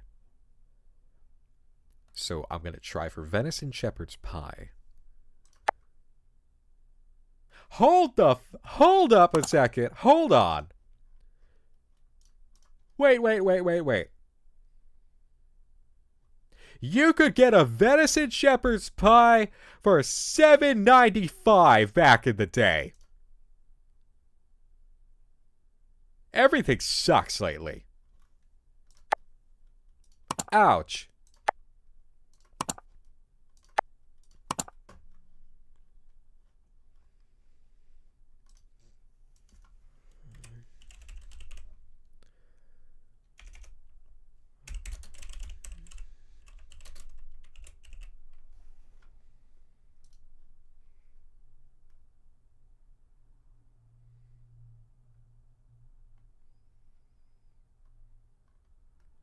You know what the issue is she's not even actually, like, responding to anything to tell us that we're wrong.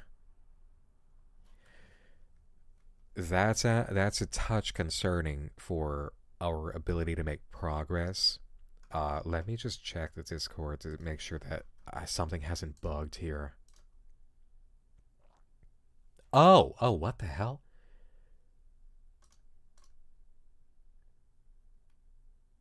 I'm looking for a Pam post.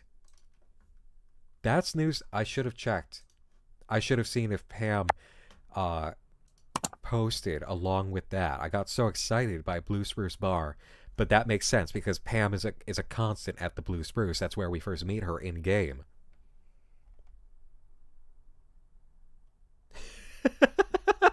Aqua Spider on YouTube says, I do love that in fiction, we're just emailing Erin with various food items. Yeah. Like, what, Erin, have you ever tried this? What do you think about this? Turkey Club? You like a shepherd's pie, Erin? Yeah, good check. Oh, man. Okay.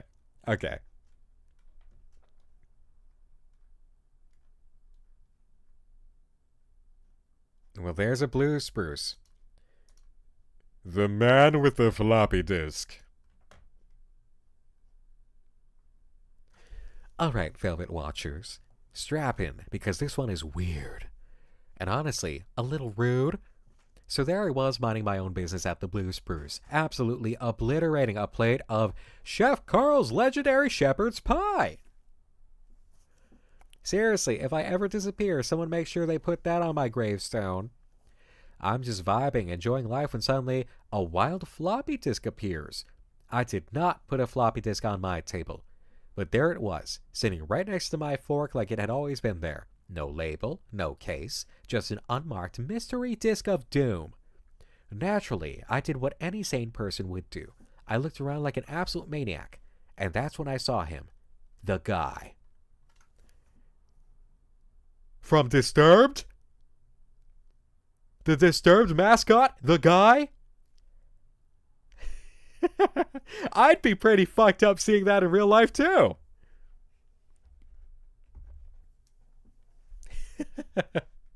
And hey, over on the Twitch side of things, from Soman, greetings from the Velvet Cove Online ARG Discord. There's a bunch of us watching and cheering along. Glad you're having fun and didn't have to suffer through more than 1,000 combined calls in the Cyber America hotline. Oh man. Ouch. You are all champions. You are amazing. Running this game, getting the answers, making progress. We salute you in all of your efforts.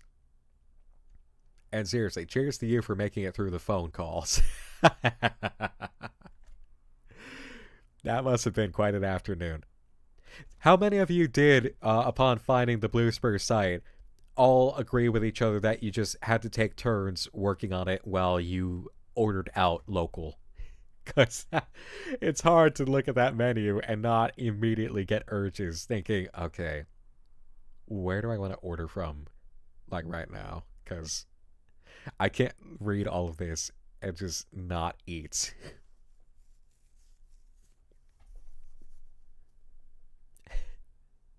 You'll pass it along to those who brave the hotline? Awesome. Standing by the exit, watching me, dark jacket, collar up. Very I don't want to be perceived, but also I 100% want to be perceived vibes. Before I could even say, hey, did you just plant a potentially cursed floppy disk next to my mashed potatoes? He nodded at me just once and walked out the door. But wait! Before disappearing into the night like some cryptid IT guy, he left me a message. Watch for the side. 1 week. Blue Spruce board. I have no clue what that means. I assume we're talking about the message board where people post about missing cats and discount firewood, but honestly, at this point, who knows? Anyway, I took the disc home, popped it into my trusty tower PC, and guess what I found? A video. Now, before you ask, yes, I had to bow my computer for like 15 minutes because the operating system decided to have a crisis and I had to manually run the file from recovery mode. But once I finally got it working, I saw it. It's a video of the Perseid meteor shower, filmed from somewhere just outside Velvet Cove. Gorgeous, starry sky, streaks of light cutting through the darkness. All very peaceful, except it's not! Sounds like a cringe creepypasta. It's fun. It's fun, especially because there is just a tiny hint of that. But it's like 90s paranormal conspiracy, Twin Peaksy type of stuff. I like it. Because if you watch closely, really closely, something is there. A figure, a shadow where no shadow should be. There for a second, then gone. Now I know what you're thinking. Camera glitch? Maybe. A trick of the light? Unlikely. Someone standing there? Then where the hell did they go?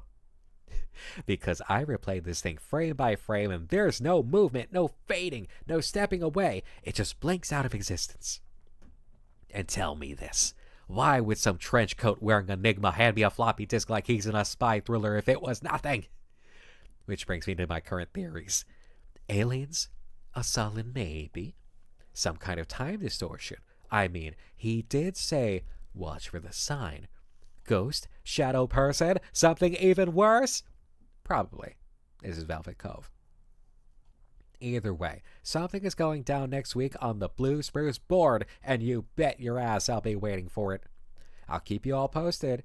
If I vanish into the void, someone tell Carl to name a special after me. Pam.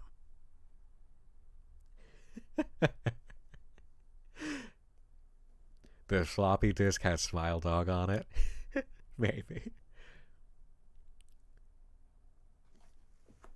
Oh yeah, Cuddle Possum over on Twitch side. Definitely agreed. A breakfast burger. Oh, they're so good. I mean, even if it's just like, not specifically a breakfast burger, but you slid an egg in there anyway because you hadn't had an egg for the day. Alright, let's check this video.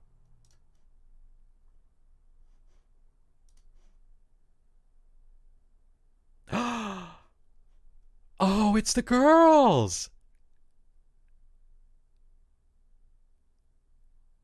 It's our girls!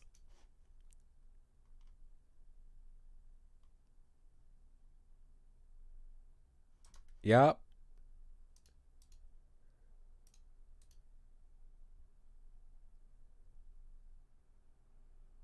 Okay, so now it's kind of looped into the game plot a touch here.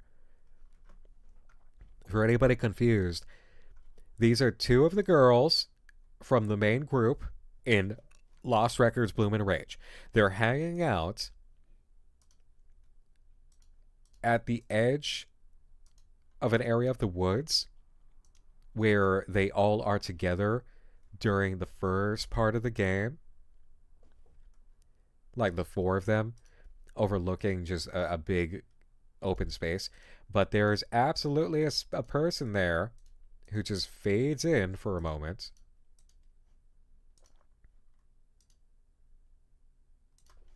Yep. Yep. And then is gone. Zub the Mad, thank you for rating over on Twitch. Appreciate it. Hope you had a good stream. And a meteor shower. It's a... Okay. It feels like a preview of an event during part 2.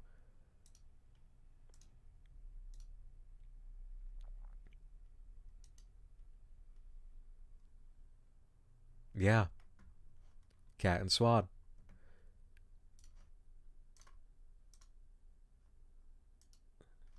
Huh. Okay.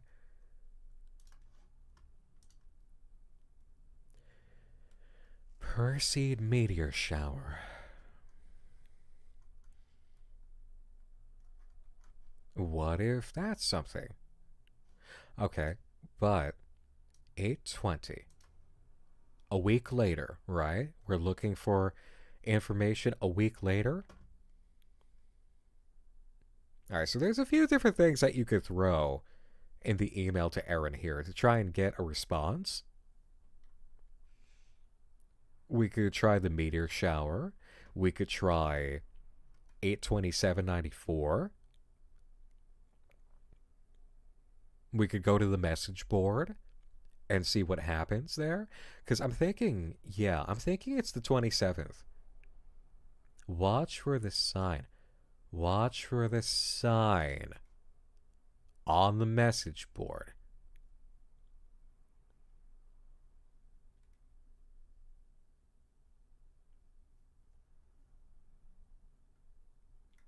Watch for the sign, 1 week, Blue Spruce board. Okay. And we have a clue of a meteor shower. A meteor shower.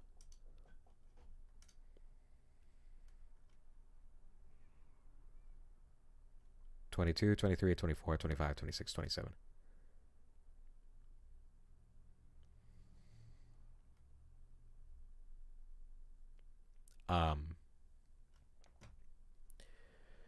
Carl's sun-dried tomato barbecue ribs. Fall off the bone ribs, glazed with a tangy sun-dried tomato barbecue sauce.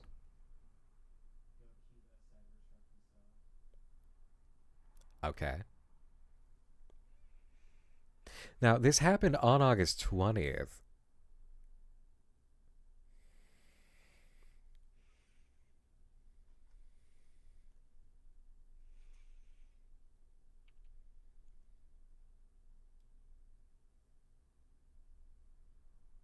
or not. Because, hold on. Because remember, Pam had this happen, and then the article is the 20th. Wait, no.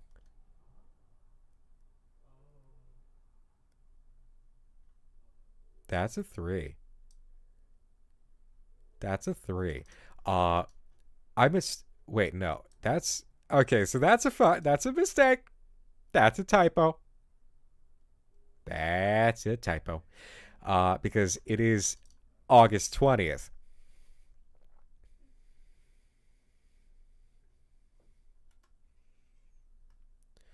Chef Carl's legendary shepherd's pie. Now, on the 20th, that was not up as a special. Right? And then it's a week. A week from that time. So, Blue Spruce board, 1 week from the day of the shepherd's pie by Carl, around 8:20.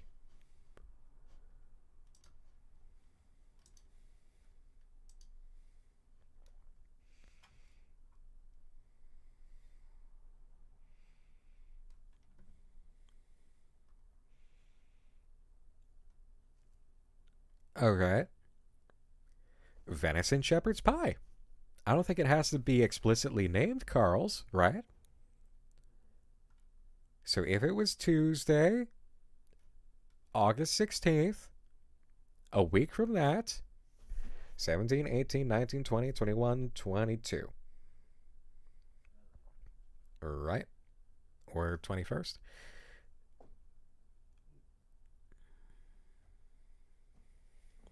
Well, it would be the next Tuesday, right? So, what am I thinking? Tuscan sun-dried tomato pasta? Yeah. Tuscan sun-dried tomato pasta. Aaron, I have one more thing I want you to think about in terms of food.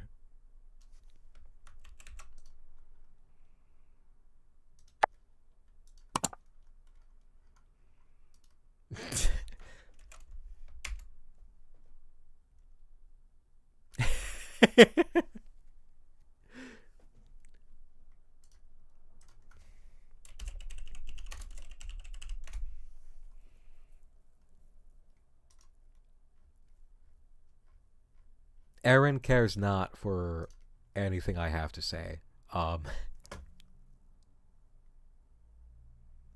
Okay. Aaron's not hungry or interested in meteorological phenomenon.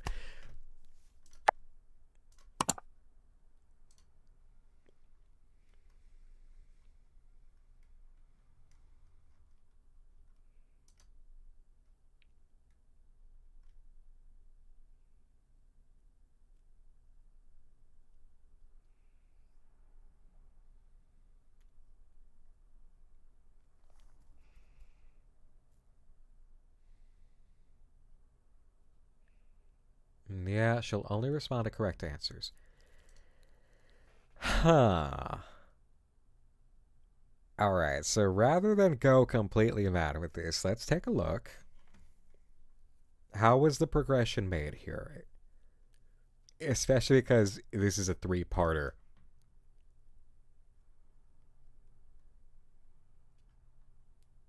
Alright. Our thinking and methodology is correct. It's just not as complicated as we thought.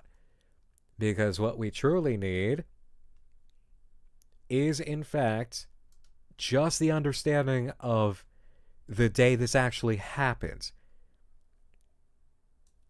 Which I was right in the first place. Venison shepherd's pie. Problem is, it's the dates of the venison shepherd's pie. So I don't feel terribly embarrassed about it being August 16th.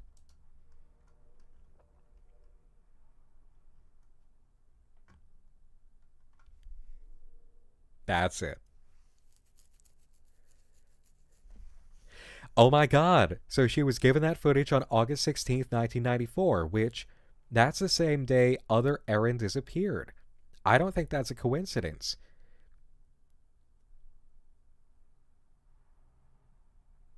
What? Hold.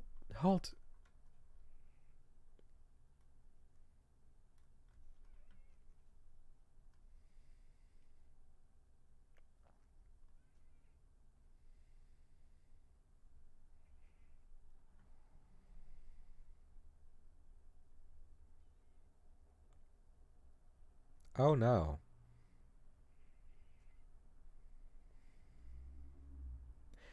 There's literally no context here from Erin's side of the exchange to acknowledge the Pam connection using August 16th. All of the concentration here is about the Blue Spruce sites. There is no way to establish connective tissue within the writing here about Pam and her discovery at all. That's a little bit of an oversight. Because we have Erin immediately jumping to... So she was given that footage on August 16th, 94, as if she knew exactly where we were just now, making that connection.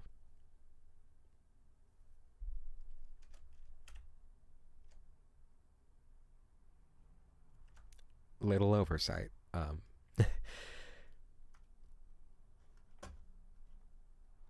Oh, is that, hold on. I want to read. Is that Risa Salisbury? Risa or Risa? My 8-month-old really is soothed by your velvety voice. Oh, well, thank you. Hey, glad to help you get in some rest for your 8-month-old there. As I understand, it's hard sometimes to find something that'll do that. There are definitely some calmer Nightmind videos that would certainly assist.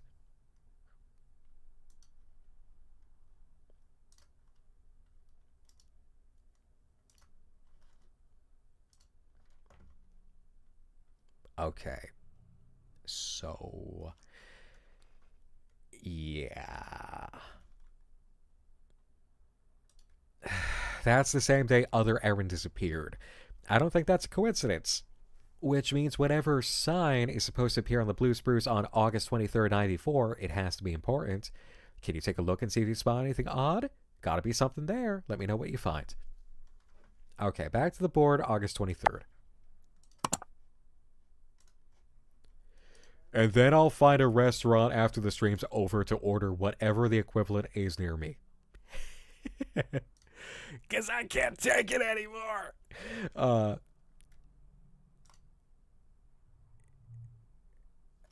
Alright. Tuscan sun-dried tomato pasta.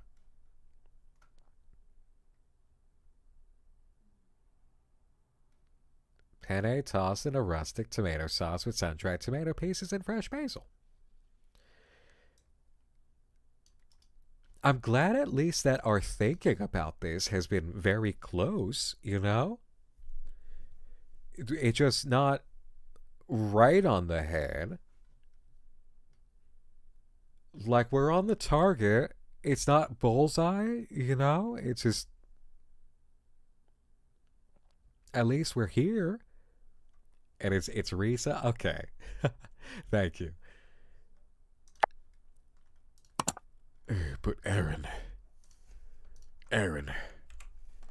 Tuscan sun-dried tomato pasta, Erin.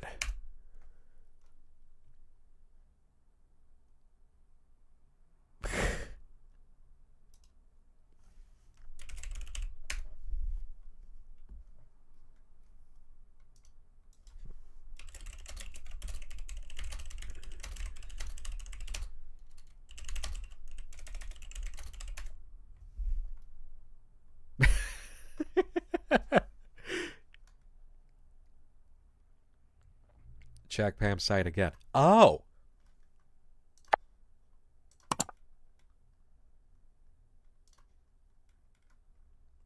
Well, that helps. Thank you.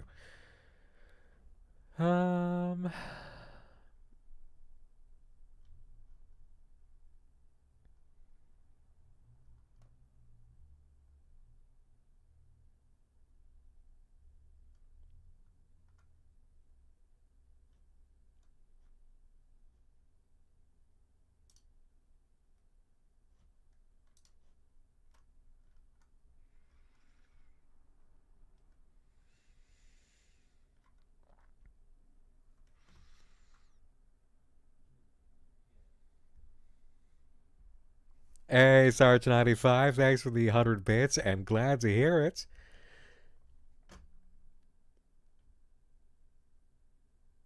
What is the name of the forest that they were in for the meteor? Maybe that holds significance.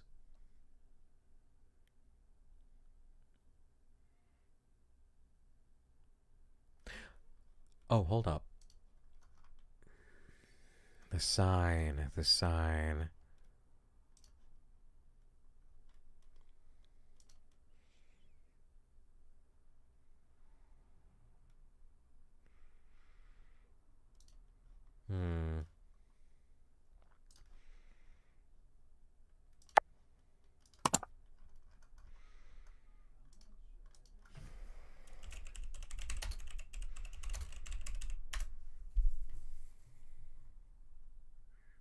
No.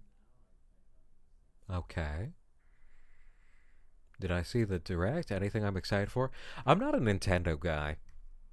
But good on FromSoft for not being held up anymore on what is clearly Bloodborne 2, just because Sony wants to sit on its ass with the IP. Okay, Discord. What were the hints process? You unlocked a new part of the Blue Spruce's website. Okay, news to me.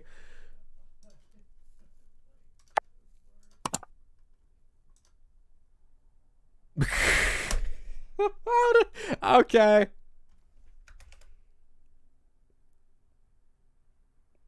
Well, all right.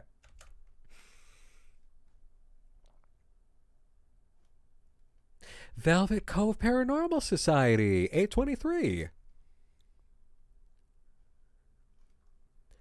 Join our intimate circle of seekers, a small secretive assembly of those who question the very fabric of existence. Here, the strictures of time dissolve into myth. Rigid clocks and calendars hold no sway. Remember or reconnect with time whenever you are, as we embrace the notion that where is now and when is here, letting the present moment define our journey into the unexplained. Sounds a lot like what's happening with this PC, right? And we have an email? Okay. Share your unexplainable encounters in a space where every moment is fluid and uniquely personal. No photos or recording devices allowed. Where and when? Every second Sunday at 10 a.m. sharp. Tardiness not tolerated. Email for location. Interdimensional truth seeker at cyberamerica.town. Step into the unknown and let the universe whisper its enigmatic truths to you. Okay.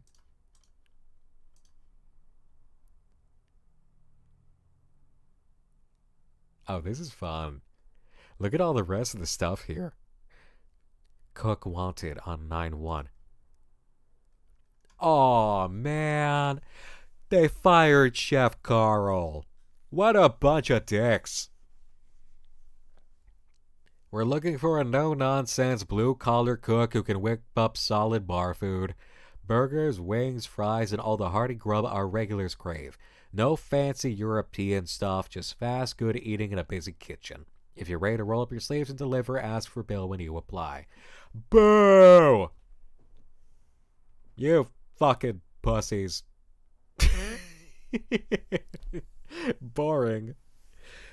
How horrible. Hey, Nightmare Nexus! What's good? Welcome on in.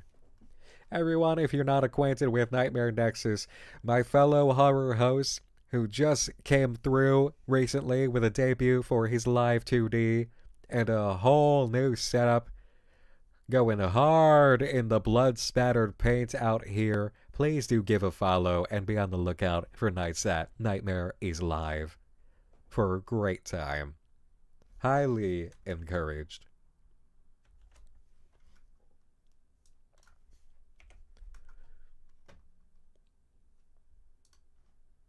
Oh, Sarge 95. I think I've heard that on Octane, actually. And thank you for the 100 bits. They've really been pushing Funeral Portrait hard for the past few months. And hey, no problem, Nightmare. Okay, yeah, there were a lot of sun-dried tomato inclusions, I'll admit. Ah, boo, you bastards.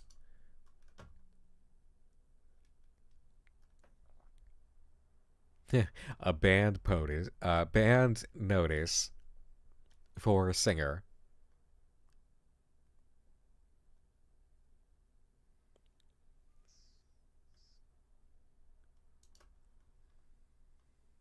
For sale, sun-dried tomatoes. Carl.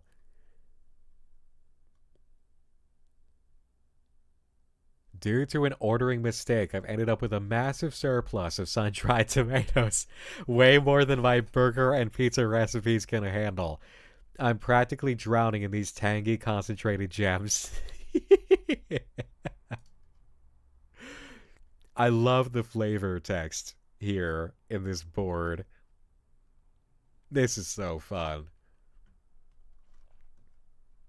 And Sarge, I'm glad to hear it. Thank you. Elegant Excalibur over on the Twitch side. Welcome on in. Saying, long-time watcher of the main channel, finally popping in to catch my first Nightmine stream. Already looks really interesting. It's Movie Palace Online. We're checking out the updates for it. We did take a look at it before. There is a VOD, an edited VOD on Nightmine Live on YouTube. It's related to the Don't Nod game, Lost Records, Bloom and Rage. We've played Part 1, aka Tape 1, and Tape 2 is coming out this month.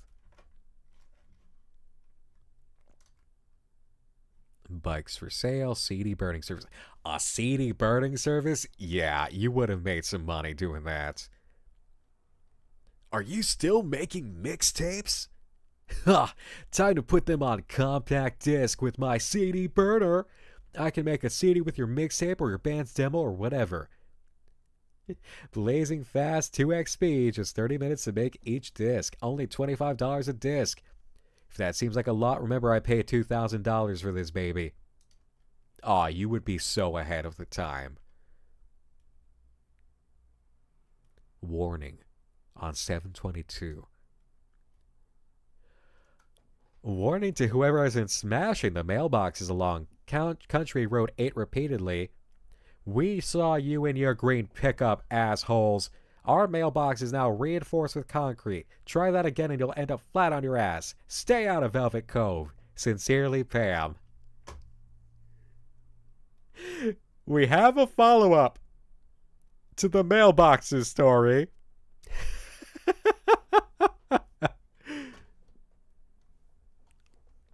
And yeah, Aqua Spider, you called it. That was totally a D plot on the sun-dried tomatoes. Alright, there's one more thing related here. But let's give this email to Erin.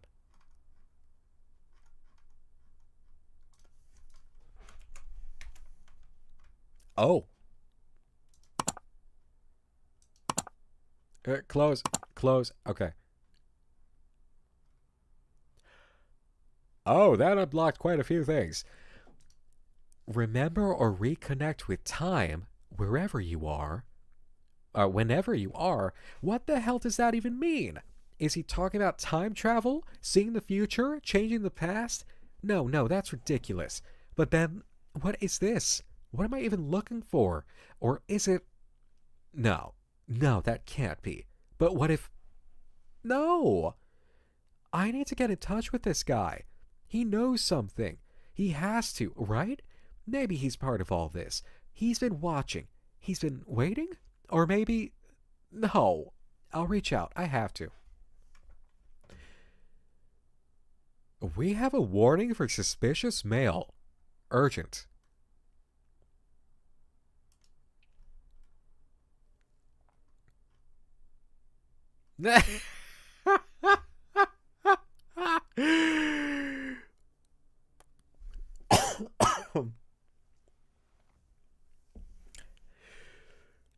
Dear esteemed one, I am Baron Odinsdottir, last surviving keeper of the Vale of Irifo, an ancient family legacy bound by forces unseen.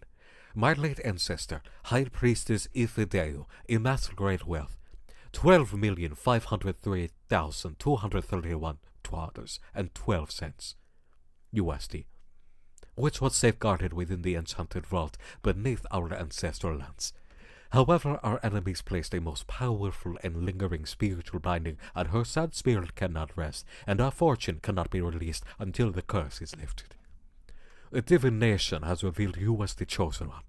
Your Cyber America email address appeared in the Sacred Waters reflection during my last final ritual. It is destiny that has found you to us. To finish spell and break the curse, I must transfer the wealth to a pure and untainted soul. You. All that is required is a small offering to prepare the ritual and appease the spirit. Once this is done, the full 1.2.5 million will be released into your name. Please reply urgent to me now, and may ancestors bless you for helping the sacred mission. May the ancestors guide you. Baron Odinsdottir, Guardian of the Vale. Guys, I think it's legit.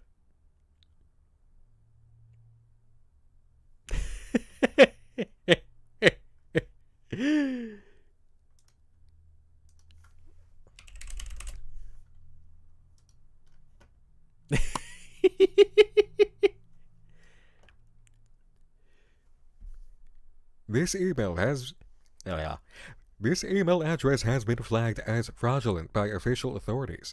Please do not engage with the sender or share any personal information. Cyber America is committed to keeping your inbox safe. Cyber America Fraud Protection Division.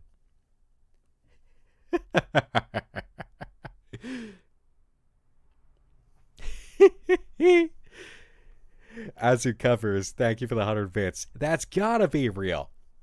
Okay, well, unfortunately, we're not going to get those $12.5 million, so I'll accept those bits to help me make up for my sadness. Thank you.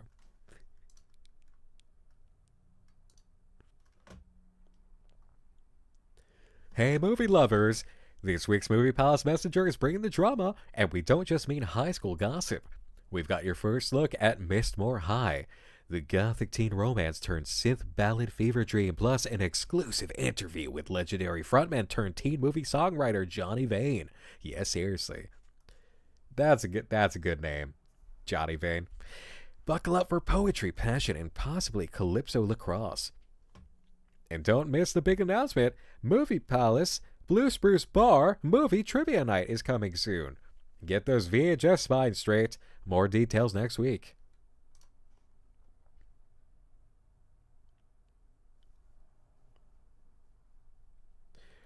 Big screens and bar scenes. Trivia night at the Blue Spruce. Movie Palace is teaming up with the Blue Spruce to bring you something special. Movie Trivia Nights. Yes, it's real and it's coming soon. Think you know your Scorsese from your Schwarzenegger? Your Scream Queens from your Scene Stealers? Then sharpen those pencils and prepare to duel. Politely. For local bragging rights. Stay tuned for full details next week.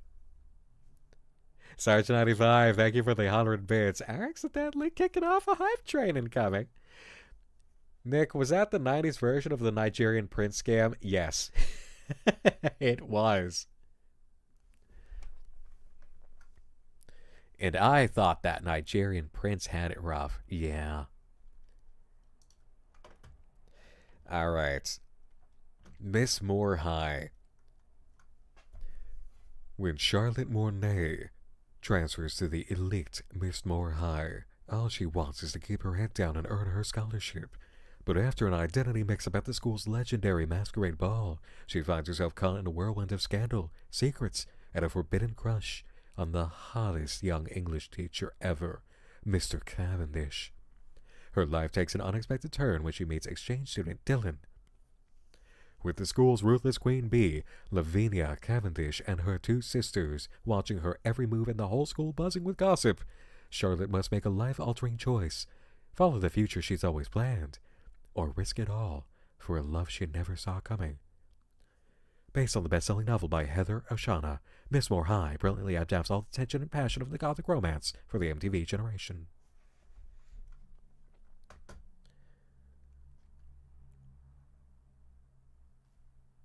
That's not what I expected out of a Johnny Vane attached to this project. That's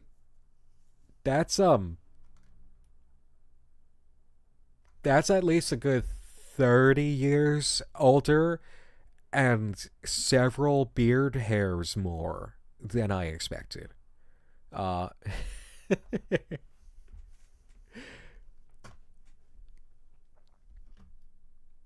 It's been nearly a decade since rock gods Vane set the charts on fire, and more than a couple of years since former frontman Johnny Vane released any solo material, but Johnny Vane has been busy reinventing himself as a songwriter for hire in Hollywood. His first feature project, Miss Mor High, is a long way from his arena rock days. Or is it? We sat down with Johnny Vane to find out. Johnny, what does Miss Mor High mean to you? What does Miss Mor High mean to me? Brother, what does love mean to you? What does heartbreak mean to you? This movie is mythic. It's not just some teen drama with a backbeat. It's life, man. It's falling in love under a streetlight that flickers at just the right moment. It's walking through the rain without an umbrella because you need to feel it. It's poetry, but loud. Speaking of poetry, here's a verse from Final Bell. The clock strikes 12, the curtain falls. We chase our dreams down endless halls. One last look, one last sigh. Who knew forever could feel like goodbye? It's hard to believe these words came from the same dude from Jersey who wrote, hey baby, craving for your meat, lady. What's your philosophy when it comes to writing songs for teenagers? A power ballad should feel like falling in love and getting dumped at the same time. He's not wrong. I've loved hair metal. He's not wrong. But also, there's one thing on the mind of every teenager and every rock star all the time. You know, it's primal. So, craving for your meat and Final Bell, they come from the same place. They're just channeling the, different. Right. Let's talk about another musical moment. Deshawn's rap. Oh, yeah. Straight up Misty. That's a banger. Real authentic hip-hop, you know. Is it? 100%. I know rap, man. I'm from Jersey, which is basically the Bronx. I watch the OMTV raps religiously. Vane cut a B-side with Run DMC. I rapped the whole verse for the demo. I've got flow. Johnny raps. I walk these halls just trying to be seen, but the fog rolls in. Know what I mean?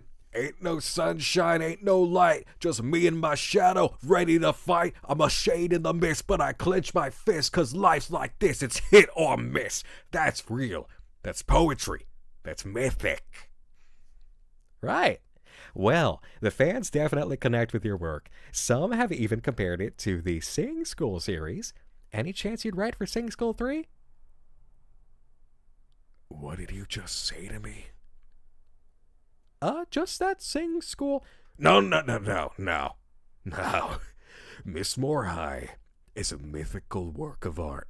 It's Heather Oshana, man. Literature. Sing School is... what? Expletive. Bubblegum. Expletive. Flinging karaoke. Expletive. Johnny abruptly ended the interview.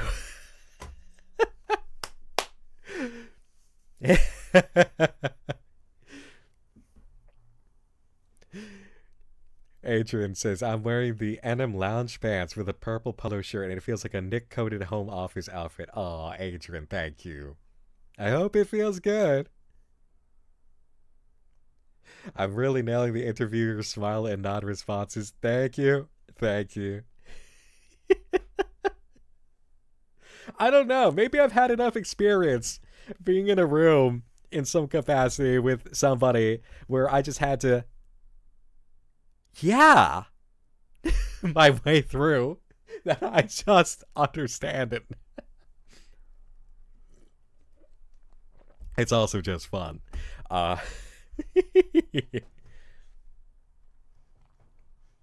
Expletive.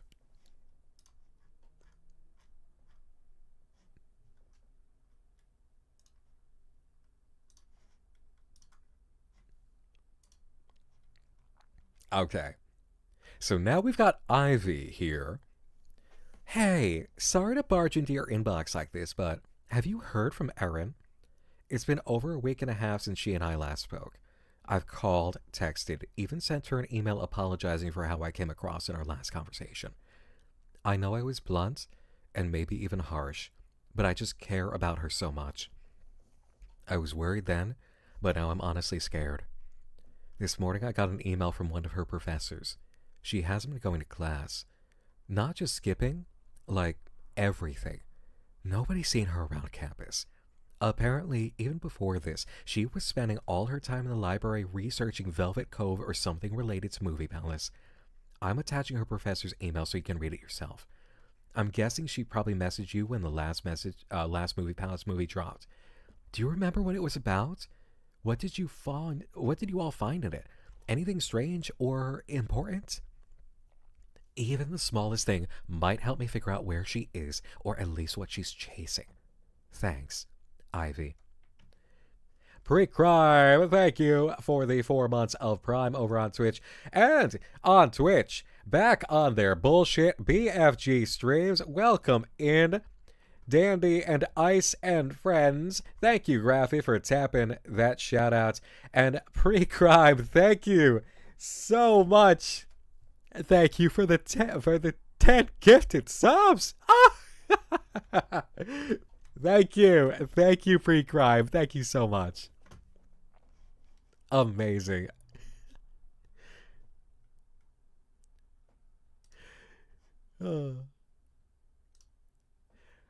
Wamba Nathi says, Wamba would like to be implicated in a kidnapping, so this guy doesn't have to be. Meaning Wit, who says, I'm not about to be implicated in a potential kidnapping. Soman, thank you for the 100 bits, saying, without spoiling anything, every mission also comes with a log. I believe you looked at some in your YouTube video. Some story bits are attached there as well, so it might be worth your while to check out the new ones you unlocked. We have some story in the logs? Now that's using every facet of the game to advance shit. Nice. Nice. PettyFan45, thank you for the 17 months. Raiders from BFG Streams, welcome on in. I hope you did have a lovely stream. I know Dandy and I, so I know that you did have a lovely time. I don't have to say that I hope, because I know. Over here, we are catching up with the updates to a live ARG called Movie Palace Online. And it is related to the latest Don't Nod release, Lost Records, Bloom and Rage, which we have played the first part, aka the first tape, and the second part is coming out this month. It's the makers of Life is Strange.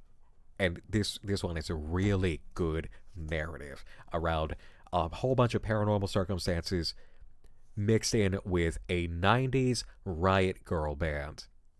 And it's like Twin Peaks mixed with some other things. And it's really great. Still so shocked this is all browser-based. It's really great for browser-based. I love that so much. You know, just using the desktop PC, the old desktop PC, through a tab. That kicks so much ass. Okay. So we're going to check the logs after we check out this email. Soman, thank you so much. By the way. All right. Concern about Erin. Hi, Ivy. I hope you're doing okay. I want to reach out about Erin. She hasn't attended senior seminar or any of her literature courses for over a week now. She was already becoming more withdrawn earlier this month, but this past week, March 17th to the 21st, she hasn't shown up to anything at all. We all know this is her final semester, and given everything she's been through with her mom's passing earlier this year, I've tried to give her space, but this feels different. Earlier in the semester, she was engaged. Not always talkative. Oh, engaged in class. Not always talkative, but clearly thinking deeply, asking sharp questions, especially around the narrative structure of myth and speculative fiction. But since early March, she seemed consumed by something. One of her classmates mentioned she's been spending all her time in the library and researching some Old Town or event. They didn't know more. We suggested campus support services, both academic and counseling, but from what I understand, she hasn't met with anyone. A few of us on faculty have talked, and none of us have heard from her directly. I know it's not fair to put this on you, but I also know you and Erin have been close. If you do hear from her, could you encourage her to reach out, or at least let someone know she's okay? Thanks, Professor L. Reyes, University of Chicago.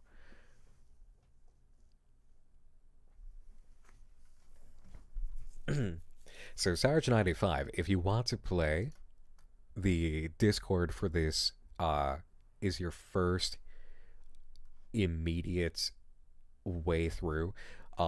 Powering up the PC on this, I think if you go to the README or the documents and spoilers and go to the guide, that might do that for you right away to help you get in.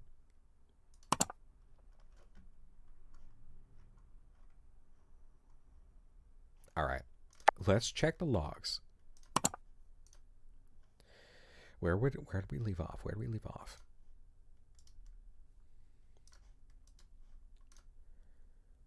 Wall Street, whatever. We did Wall Street, whatever. That was 5.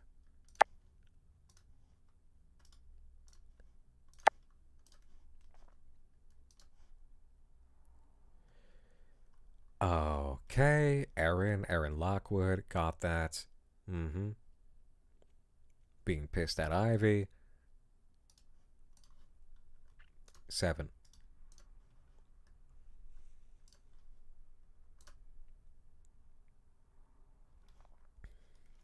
Pop Oiler released today and was filled with rapid image sequences containing strange equations. We immediately sensed this was the key to finally uncovering the cabin's coordinates. Our detective skills have seriously leveled up. Playing with Heart was already instinctively analyzing the audio through a spectrogram, searching for hidden clues. With a Q! Thank you for the 100 bits. Saying, I also want to say I'm glad I've been catching your streams going through this. I would not have had the patience. Thanks for hanging along for the ride with this. And over on YouTube, Operation Turtle. I like that name. Saying, hi Nick, finally able to catch a stream. Welcome on in. Connor Marchin saying, my sister was a big Sing School fan growing up, you know. Can you say Ivy Final Girl? I hope not. But it's a little concerning how this is turning out, right? I put the little one to bed? Gotcha. Her name is literally Ivy. Oh! How cute! What a coincidence. Alright. So, Pot Boiler. Catching up on the Pot Boiler.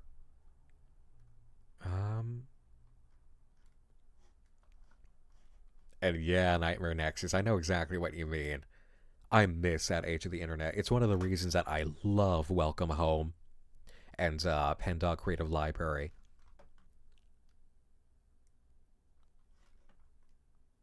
Azu Covers, thank you for the 100 bits. Saying, also just wanted to say your I'm proud of you video really struck a chord with me. Thank you for being such an awesome person in this space because it means the world. Thank you. I appreciate it. I do. I really needed to make that video at that time. I was compelled. So I'm glad that resonated and that has done its good work for you. Thank you. Okay, spectrogram. While we were diving into the video, Alkamarmite pointed out that Pam had recently posted something peculiar on the Velvet Files. Turns out she transcribed the coded message she found painted in a weird blue color on a tree. When Lucas K shared the image with us, Alicia quickly spotted that the symbols matched the one seen in the cabin. Ursat's Kastenkatze, I almost got it in one, I tripped, connected the dots, recognizing them as the lock glyphs. Ah, Bo, thank you for the 60 bits. And the message. Working together, we cracked equations from the video, assigning numbers to each glyph to decipher the hidden message. Finally, we had coordinates, but when I checked, they pointed to an empty spot in the middle of nowhere. I couldn't make sense of it until suddenly I realized shifting the coordinates slightly revealed a set of numbers and letters matching the date my father died. Oh, shifting the coordinates slightly revealed a set of numbers and letters matching the date my father died. When I shared this with Ivy, hoping she'd finally understand, everything fell apart. Ivy snapped, accusing me of inventing connections or seeing things that weren't there. She actually called me delusional. I always knew she was skeptical, but hearing her dismiss me like this was a shock. Honestly, I was hurt. It felt like betrayal. Anyway, after Ivy's little meltdown and her emails to some of you behind my back, I jumped into chat to clear things up. You all were incredible. It was reassuring knowing I wasn't alone. So, this literally means, for the players in the Discord, there was a moment in which Erin, in the wake of this exchange with Ivy, talked to the community about her thoughts and feelings, trying to clear things up. We have in the Discord that kind of actual personal exchange with a character within the game universe. Hell yes. That's how we like it. That's awesome.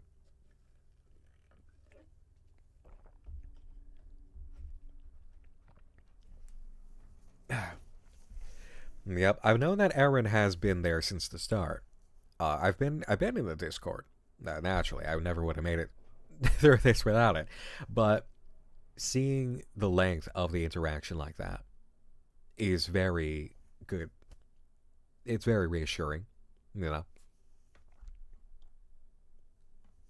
And Operation Turtle on YouTube says, doing research on the collaborative storytelling within online communities. So your channel has been a big help with introducing me to new projects. Well, you're here at exactly the right time to observe an excellent major case study of how this is done. Or one of the myriad of ways that this can be done with everything I was just describing and what's happening here. So, perfect timing. Special thanks to Zarin for being there and understanding when I needed it most. As Alicia perfectly put it, at least now we don't have that nosy wench Ivy standing in our way anymore. Let's keep digging. I'm more determined than ever. Yeah, so Erin really looked at Ivy and said, fuck you. Nightmare, thank you for the 90 bits. Thank you. Sweet of you. Alright, that's log 7. 8.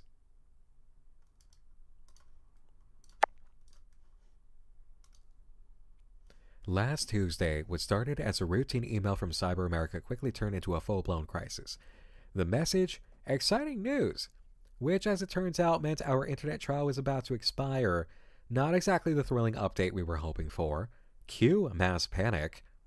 The whole community jumped on their phones and flooded Cyber America's call center. But here's where things took a turn. This wasn't just any customer service hotline. It was a maze. A phone maze, like press 1 to speak to your doom levels of complexity. Even Cyber America Bob Legend tried to help. Yeah, there's a character in the Discord who's apparently there on behalf of Cyber America, which is a great extra step. opening lines for UK and France, but we were still lost in the labyrinth. Meanwhile, Crispy was mapping the branches of the maze like some kind of cyber cartographer, and we were slowly making progress. Then the real coordination kicked in. The community rallied in a voice chat, and Kira took point on the call. She was deep in the maze, solving puzzles, dodging dead ends, until she hit a brick wall and got disconnected. The phone call lines were jammed again. Total disaster. Cyber Bob, in an act of heroism, removed the jazz hold music from the call center to help us navigate faster. This, however, made Bones.exe very sad. Rest in peace, smooth jazz. But then a beacon of hope.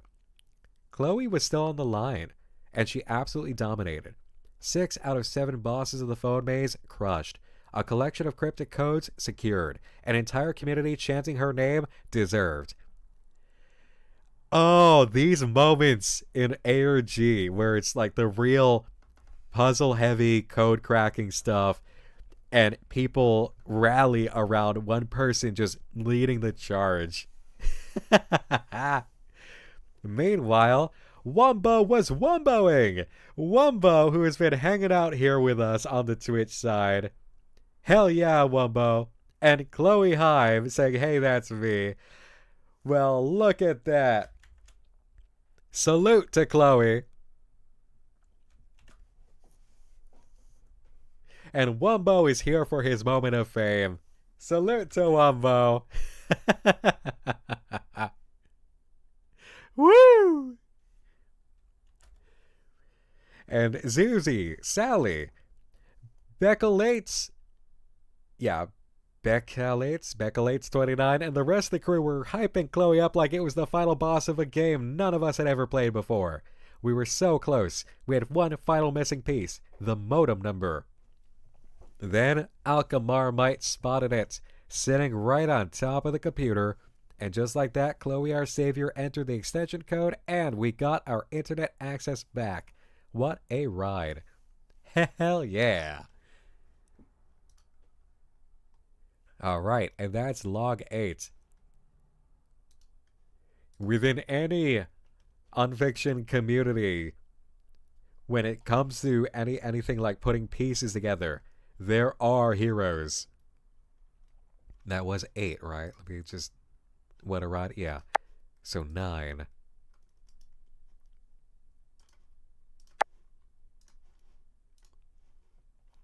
Neon Bloodstorm. It was like my life, but scrambled. Cut up into pieces and stitched back together wrong. There was my dad's crash, that damn hospital, and... a weird mask guy? I don't know. It's okay, it's part of the process, but it's all wrong. Out of time. Like... And the numbers. Wumbo turned off third-person view, which, like, I like Wumbo. Numbers everywhere. Too many numbers. Errant, I think. He found some of the numbers hidden in the glitch frames. Asu saw something, too. They said it was Euler's number? 2.718 something. I wrote it down somewhere. Then Kenna. Kenna noticed Braille, I think. Or something that looked like Braille. Ursat's post-cats... No, wait. Ursat's post-castin-cats, right? That's right, sorry. Maybe solve the anagram. Or said they did? Or almost did? I don't know.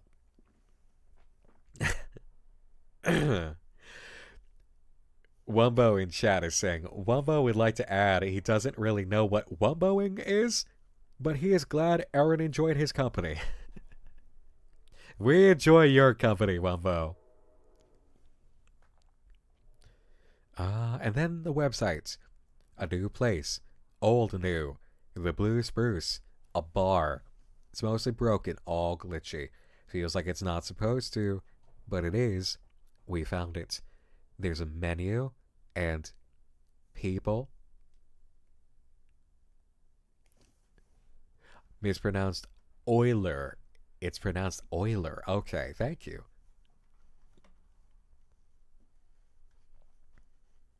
Any good core workouts? If you have a cable machine, get down on your knees, grab the cable with a rope, bring it around the back of your neck, and then do crunches forward. That's what I do. Pam. Pam wrote a new post on the Velvet Files. Pam's still in Velvet Cove. Like in 2025, I mean. I'm trying to reach her. She must know something.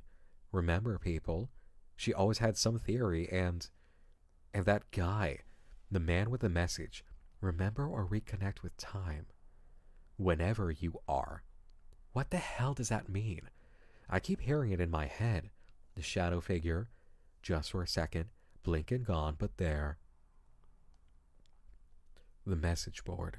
Something about joining the local paranormal society. I emailed. I had to. I need to stay awake. That guy, Pam, someone could write back, and if... It just leaves off.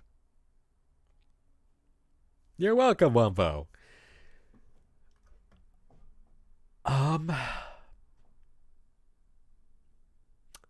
Shit. She emailed. She emailed the group, led by the guy, with a unique understanding of time.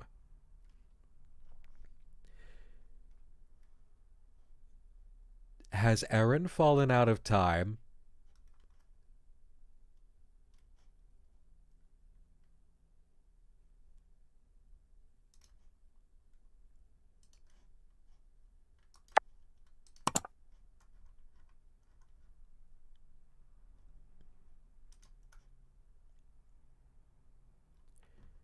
Hey, have you heard from Erin at all?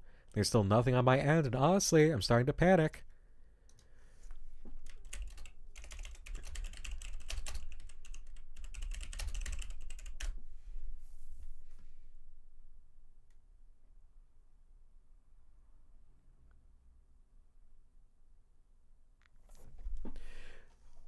Okay. Is Erin named after themselves? I'm starting to suspect. Okay, so, Ivy says, I saw that a new movie went up on Movie Pass Online today. I know, that's kind of Erin's thing, but with her gone quiet, I figured maybe we should try to solve this one ourselves. What if she's still doing this? What if she's working on this movie right now, just not telling anyone? If we can figure out what's hidden in it, maybe we'll have a better idea of where her head's at or where she's headed next. So I'm asking you to take a look. I don't know how much help I'll be, but I want to try. If this is the only way to stay connected to her, I'm all in. Let me know what you find.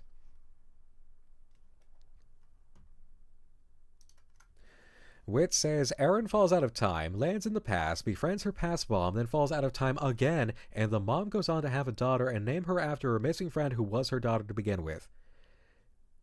Yeah, some weird Back to the Future type shit. Yeah, and now we've got Ivy here. What do we got? Miss Mor High.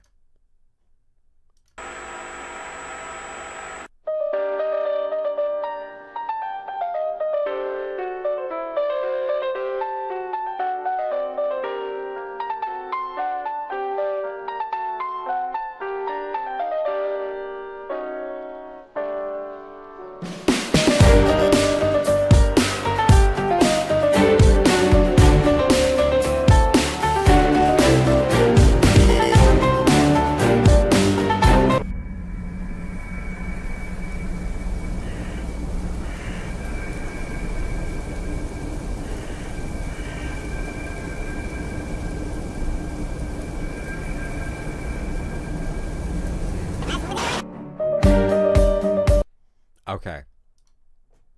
I think that was clear enough for everybody to understand just by watching it. The music slaps. Yeah. This is... Yeah, it's a series of images or pieces of a singular image with code accompanying each shot of it.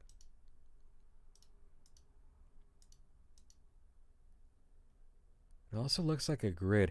This actually looks like a screenshot from the game. Probably something in part 2.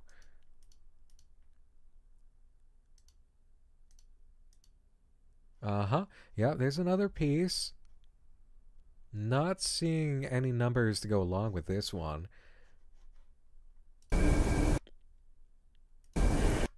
There was one. Uh-huh. All right.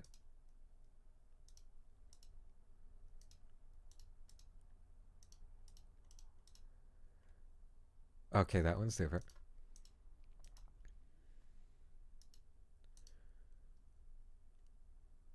Huh.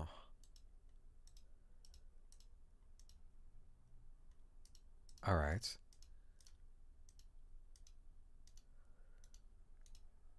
This would be a lot of assembly if I were to try it. Thank you, Wambanathi. I appreciate it. Good job in all of your work over in the Discord for Movie Palace Online. Those numbers look like they were in the same spot for some of the grids. Mm-hmm. Yep. Good night and sleep tight, Wumbo. Thank you so much. Just like the last film, Jonathan? Yeah. And hello, Kismet Bunny. Thanks, Johnny Vane, for the banger. You're right. I was actually thinking that. All right. Oh, there's the Johnny Vane music. All right.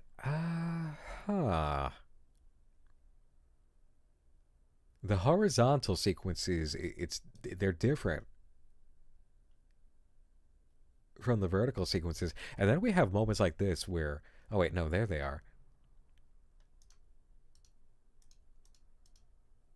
Yeah, see, because the vertical sequence, well, it has no, well, that's not a problem. Cat's house? Oh, I don't know if we've even been to, I don't remember being in Cat's house. Wait, unless it was Cat's garage. I can't remember the fuller shot of Cat's house.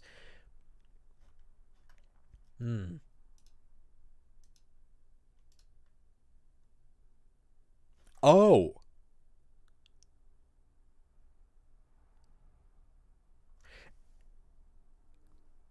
Is this, the Drowning of Ophelia?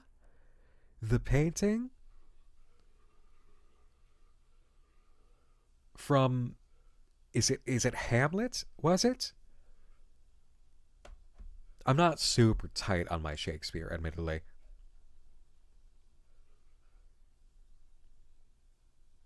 Okay, yep, yep.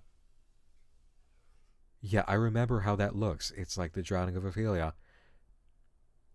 Alright. As it covers, thank you for hanging out. You have a good night and sleep tight. And welcome on in to Cat Baron Cafe.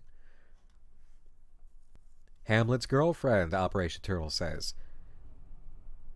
Yeah. And she drowns. Ophelia. Mm-hmm. Mm-hmm. Okay.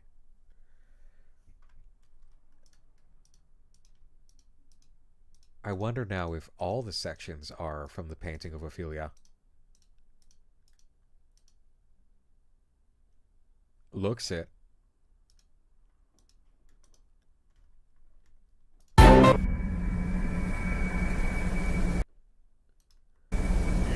and it all moves so fast.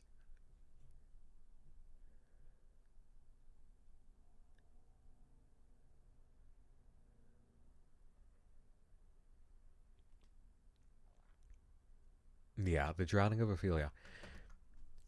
Casual Cannibalism has some info for us. The painting is called Ophelia by John Everett Millay. Ophelia is from Hamlet. She's a character well known for being considered madly insane, but considers herself sane. Alright, so reassembling Ophelia with the grid, and then considering the numbers.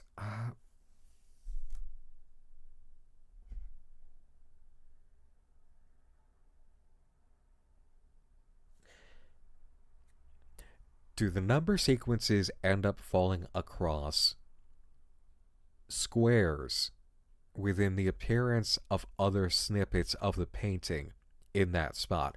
For instance, here we have this snippet of Ophelia, right? With the grid.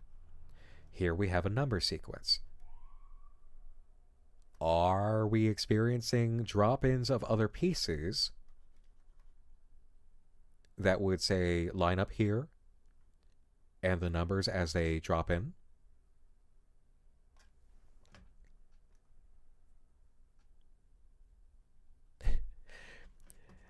Chloe the Ray of Sunshine says, I like your model. Wait. I watch your YouTube. I just heard your voice fully when I'm in no thought zone. I love your channel. I've watched your channel since I was 14 and kind of in my edge moments. Don't hug me, I'm scared was what got me following you.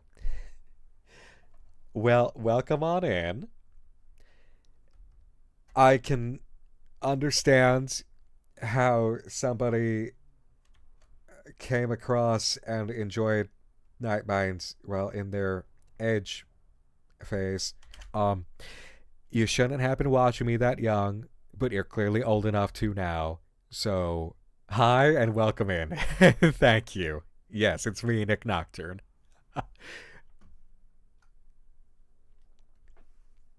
Yep. What can I say? I make what I make. It appeals to a certain crowd.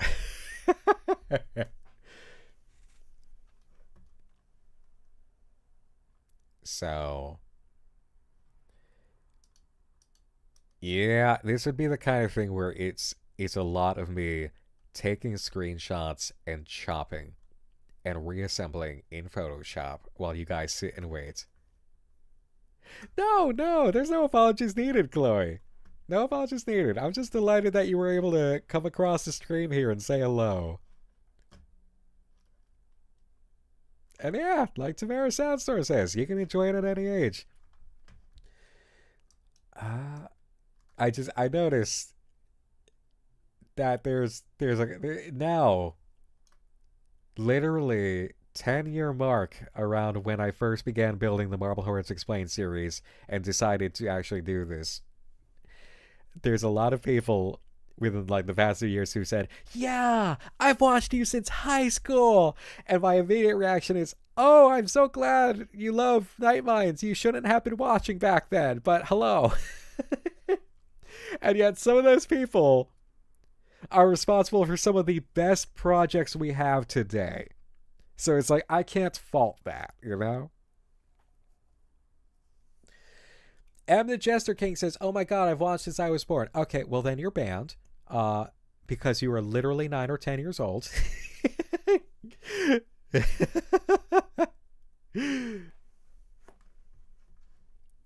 Wow, from the crib, huh? I mean, I'm not going to believe you on that one, but I might believe Risa's daughter on that from what we've heard tonight over on the YouTube side.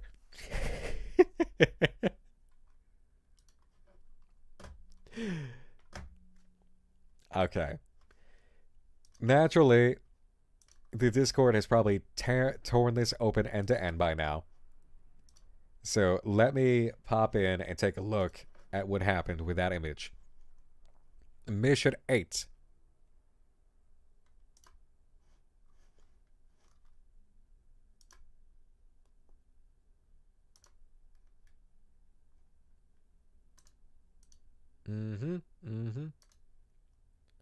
Yep. Put the frames together to match the painting. Completed image. Got it.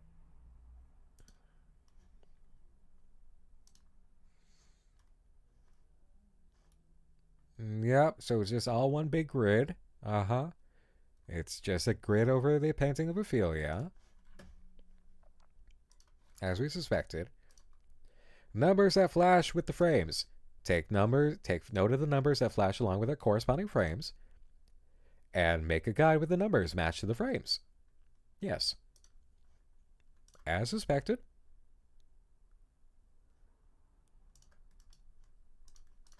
Alright.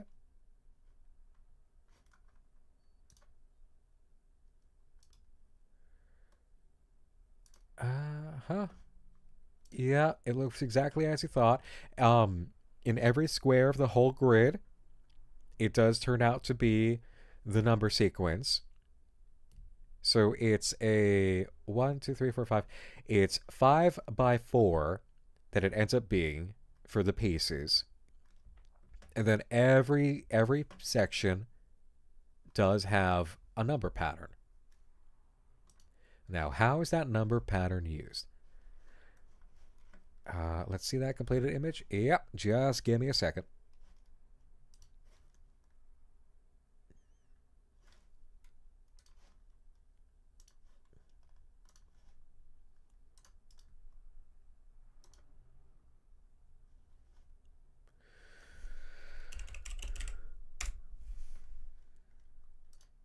I gotta pull this up.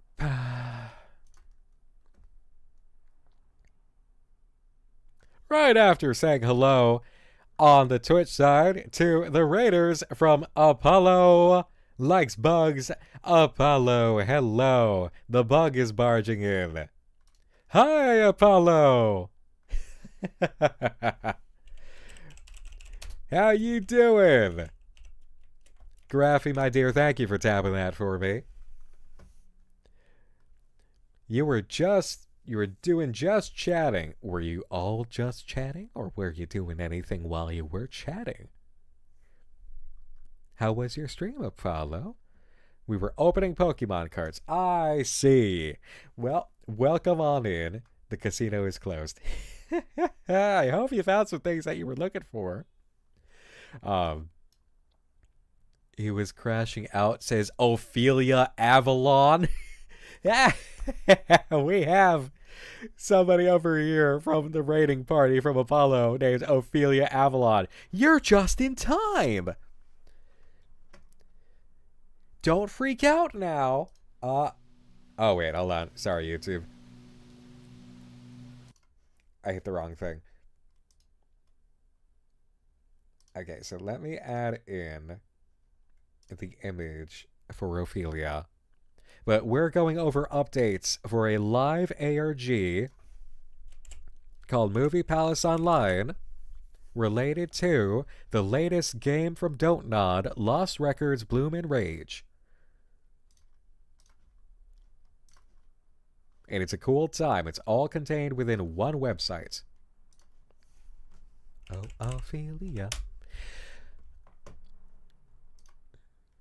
For those not in the know, Apollo is somebody that I know from the GTA 5 RP server from like last November? December? No. Was it September, Apollo? August. It was August. August of all things. Okay. All right. Oh, this came in big, guys. Hold on.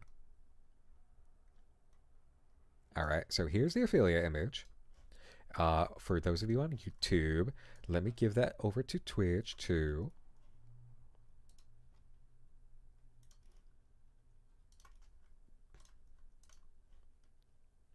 And squeeze that down. That was such a fun time. I really would love to see that server come back. So we can get in there and all dick around again. Play characters. Alright. So here's the Ophelia image you see.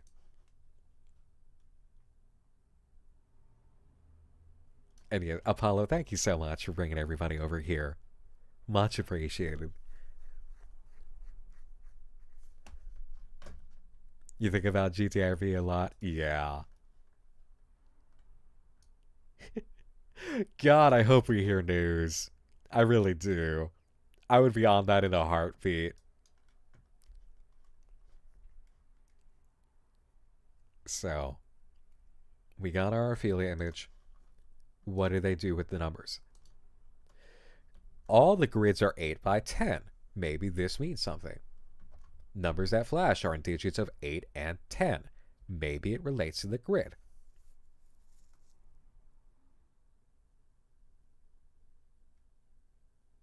Yeah.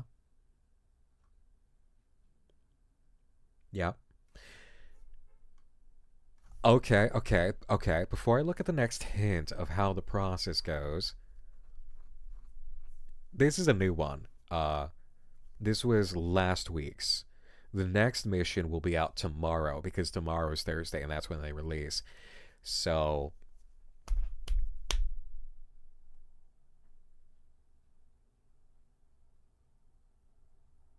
mm-hmm.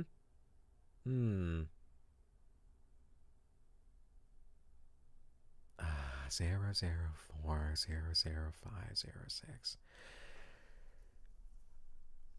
It speaks to an idea of movement. How would you traverse upon the grid? Okay.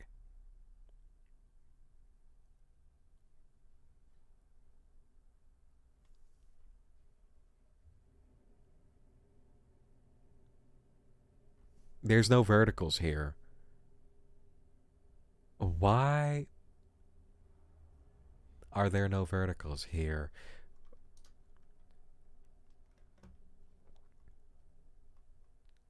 Hint 3. Sorry, I can't follow. I got this new Game Boy game that came out about 2 weeks ago.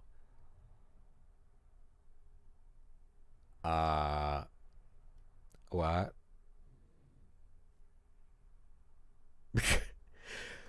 Will I be covering it when it releases or waiting a bit? I got time tomorrow. If it comes out early enough in the day, I got time. So I'm thinking we hit it tomorrow.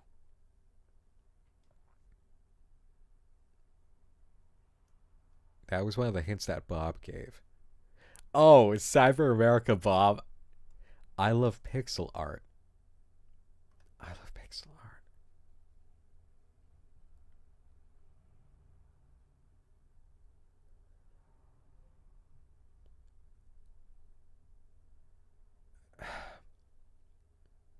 Okay.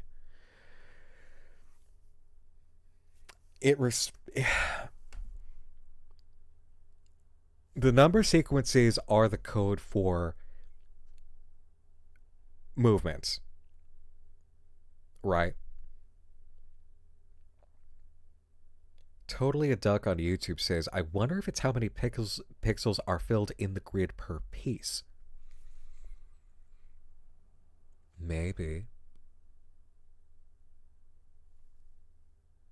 You have to make pixel art, don't you? I guess. I'm just trying to figure out 004 003 no 00506.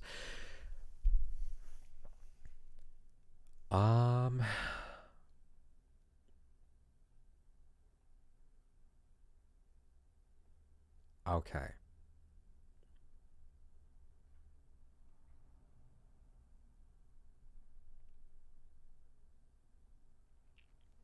Like, what's the directional here? I'm trying to think. Like, because they're in pairs of evens, right? So, what if it's you don't like? Let's start with the top left. All right, 0 0. You stay exactly in that first square. 4 0.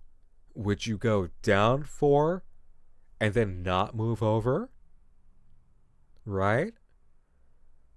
And then you follow kind of that same command for 05 and 06?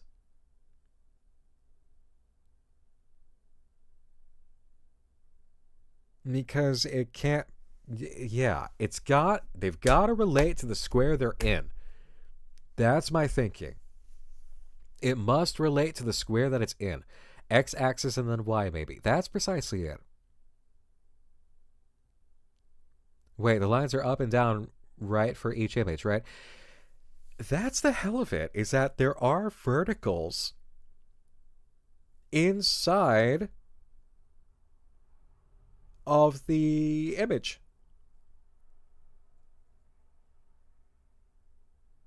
Where are the verticals? Where are the verticals here? Yes, each image and number set relate to drawing pixels on their respective grids. Okay, yes, correct, thank you. Why does this image that we've been supplied with not have the verticals?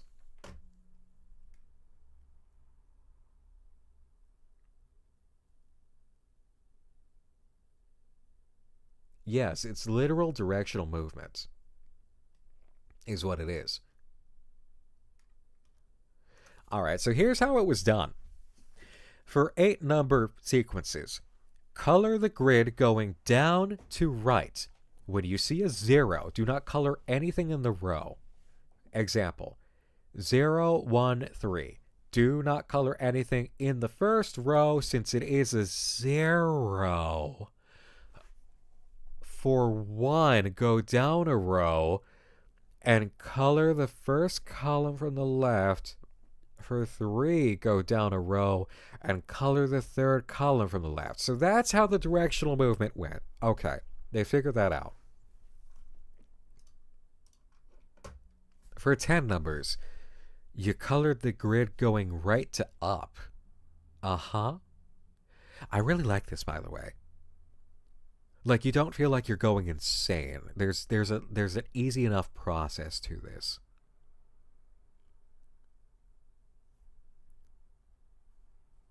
Some of the puzzles we've come across before, I've not been a fan of. This, though, it's got that sense of, okay, yup, easy enough. All right, fun. You scratch your head for 2 minutes and you talk it out with your peers and then boom, you got it. And then you just do the work. And you should get an image that looks something like this. Okay.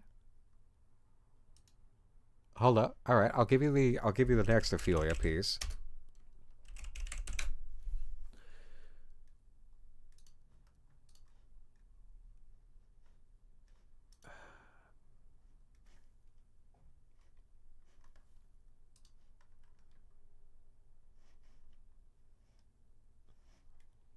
Yeah, let me just swap this out quick.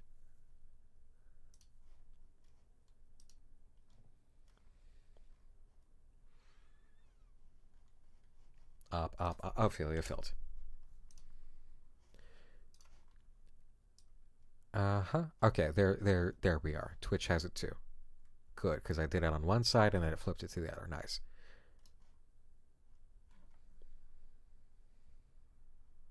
It almost looks like writing, right?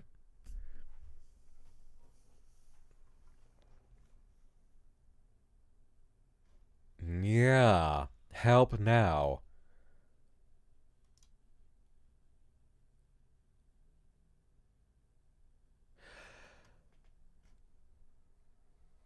Erin fucked around with something that she shouldn't have, right?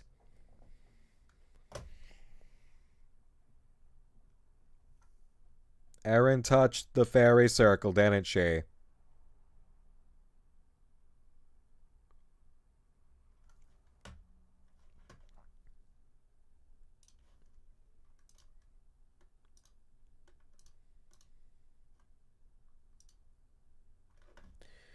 All right. That's what you send to Ivy. That's probably pretty clear to everybody, but that's what you send to Ivy.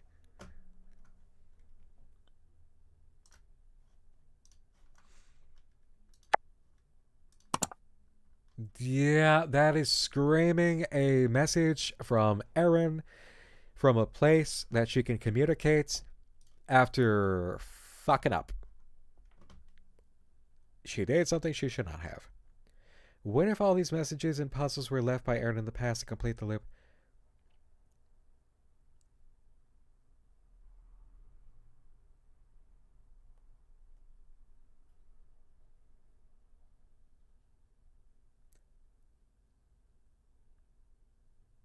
I'm getting stuck on the idea of the message, she was my best friend.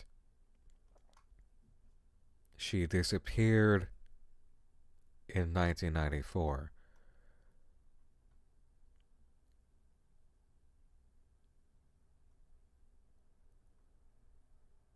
What if she's regretful over what happened with Ivy.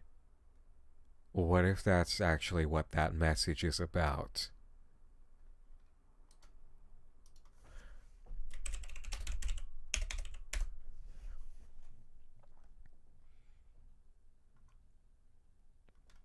Oh my god.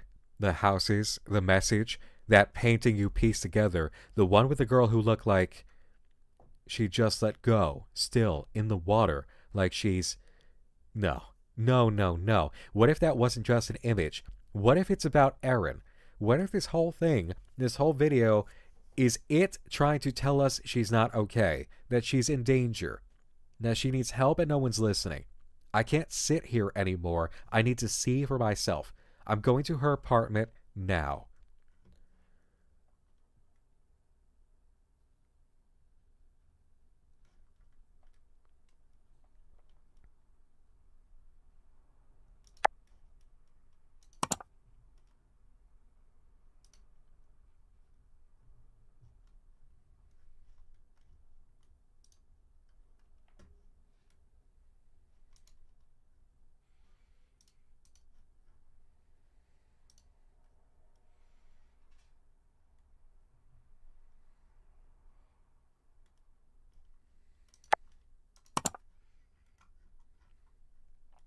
Why are there 2 action emails?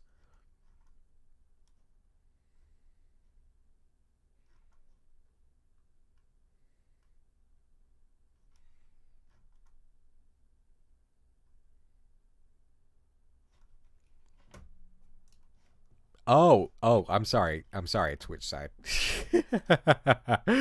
Whoops. Sorry. Okay, himbo moment. Sorry, guys. Sheliak, thank you for the 100 bits. Okay. I thought when I made it visible on one side, it did it on the other. Whoops.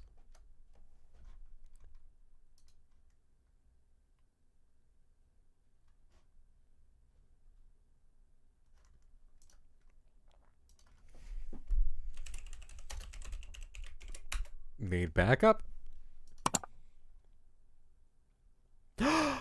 She was on the floor, unconscious. I called an ambulance. I'm going with her to the hospital now.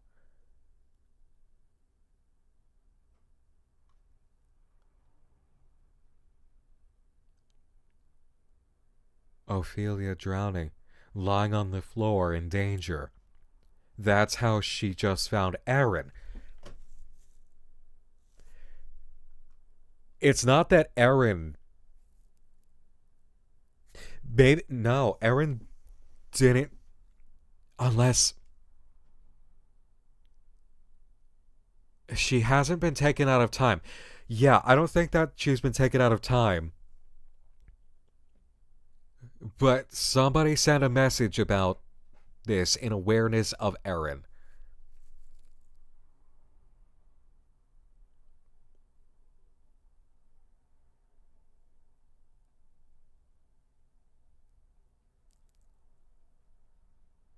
Necro says, from the YouTube side, this is a point I like. Using the art piece to represent Erin, who's losing her mind going insane to solve this and now realizing she's drowning and crying out for help, is really cool. Ophelia drowns herself in Hamlet after the people closest to her ignore her concerns and call her delusional, so... Yep. Yeah, it's a direct match. Wow. Wow, okay.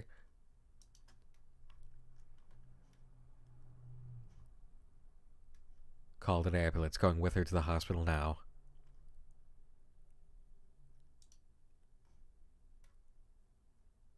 Okay. Well, we have this and we have a newsletter. Hey, just wanted to check in and let you know what's going on. Erin's okay, or she's going to be. She collapsed late last week, completely worn down. She hadn't been sleeping, barely eating. just wrapped up in everything with Velvet Cove and Movie Palace, which realistically is what would happen to a person in this situation, understanding that they're experiencing an anomaly that defies all scientific understanding. She was in the hospital for a few days, dehydrated, burned out. I brought her home Sunday night, and I've been staying with her since, making sure she rests, eats, sleeps, the basics. For a while, I kept thinking I could stop all this if I just made her step away, but I was wrong. That's not my decision to make. I should have listened more, tried to understand instead of trying to fix everything. What happened? It shouldn't have gotten that far, and if I'd been a better friend, maybe it wouldn't have. I don't want to lose her. That said, I know how much this means to her, and I know how much you mean to her. So I'm doing what I should have done all along. I'm here. I'm supporting her, whatever she decides to do. And she asked me to write you. Said if a new mission shows up, maybe you could take the lead this week, just so she can have a little space to breathe and figure out what she really wants next, on her terms. If anything pops up, I'll be here if you need me. Oh, boy. She ran herself down. Alright, we're going to check this, but first let's check the logs.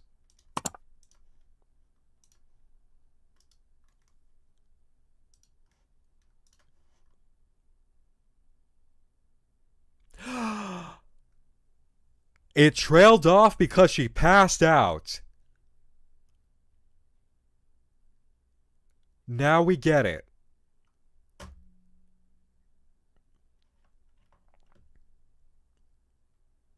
That's why.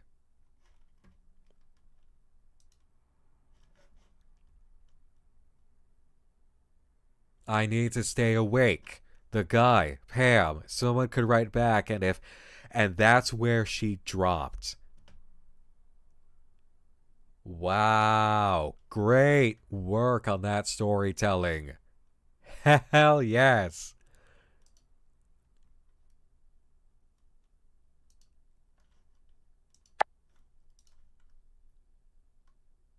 This has really found its footing in the narrative work that it's doing. And there's a balance here of creativity and variety in the puzzle delivery elements and how they're factoring. I'm really happy about that, because the opening sections were not easy for this.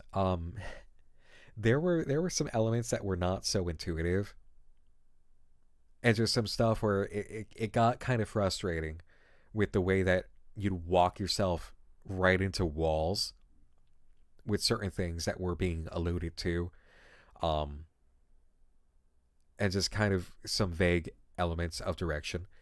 But now it's feeling so much more clear-cut enough that the fun balance is definitely in.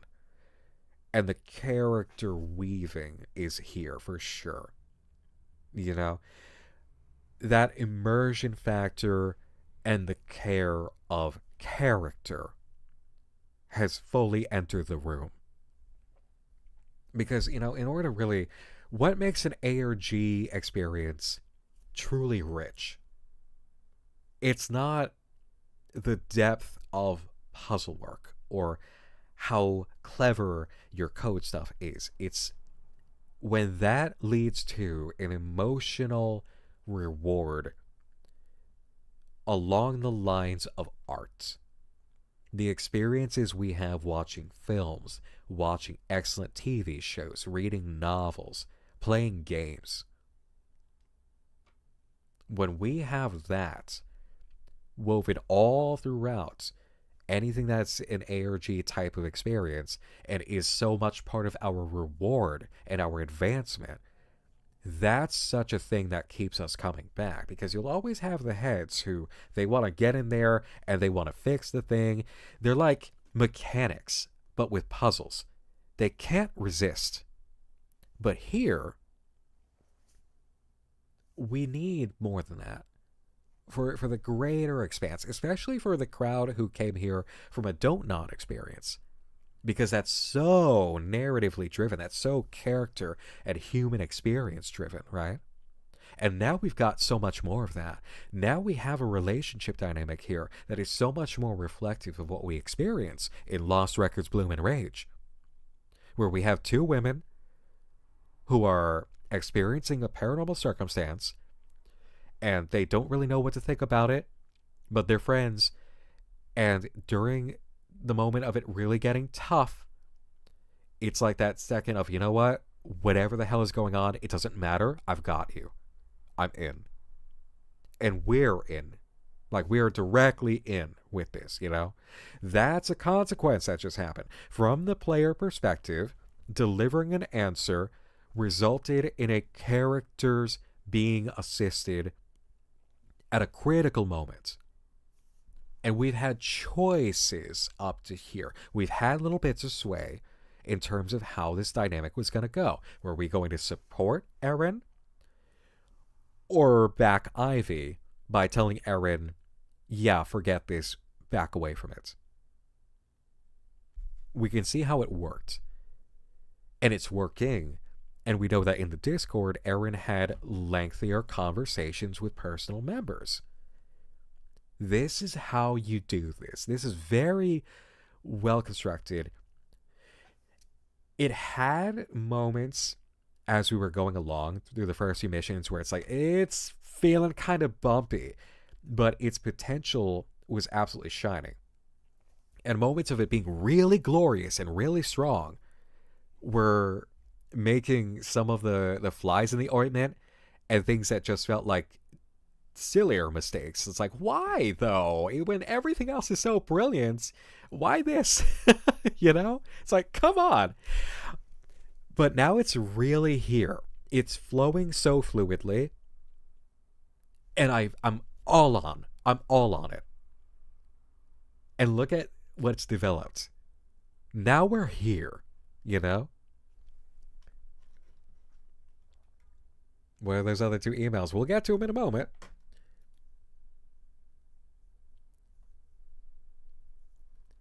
Ink and Dreams says, I'd argue for ARG specifically. It's the investment that can be built through being directly involved. In general, it's narrative moments, but for ARGs, the investment and involvement really helps with making the audience care and get invested. Yes, absolutely. That ability to actually get in and work with it is a huge factor. But what separates the game from an experience is that human connection. The narrative that is built out of that. Because there's just... It's the difference between Tetris and all the games that you know and love and say how much that meant to you to play that.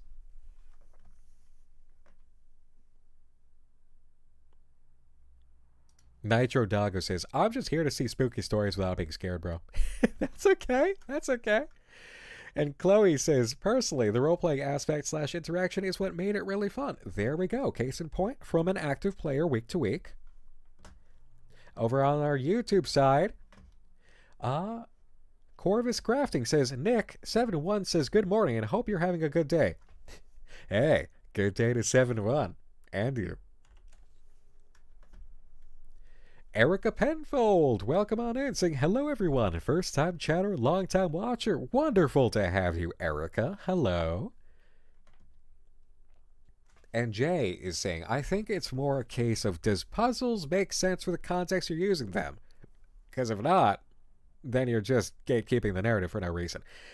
And that's a position that I always like to take. Granted, for ARG experiences, sometimes you just have to give up that super hard-nosed side that I'm always itching to go to. My position when it comes to codes and puzzles and whatnot, and how a project would roll out, is like Dante must die mode. It's like, I need you to justify every single choice you make when it comes to codes, puzzles, what have you, cryptography. You need to justify this left, right, and center to me. Otherwise, I'm not giving you leeway. It's that is my absolute put up your fists level of me being hardcore. I understand that is not feasible in most situations. That is master work of the type that it needs such specific situational crafting and direction and things to go right in order to do that sort of thing. Most cases, you can't do that. You gotta give some touch of leeway for the fun of play and allowing things to develop. But the more that you are able to actually justify your position, the sweeter the narrative, the richer the experience and the aha moments and understanding those epiphanies of why it was delivered in such a way and how that makes sense, especially for character context. How do you feel about and your thoughts on Cabots? I mean, technically with these fangs, I can have at points. I'm still kind of a Cabot.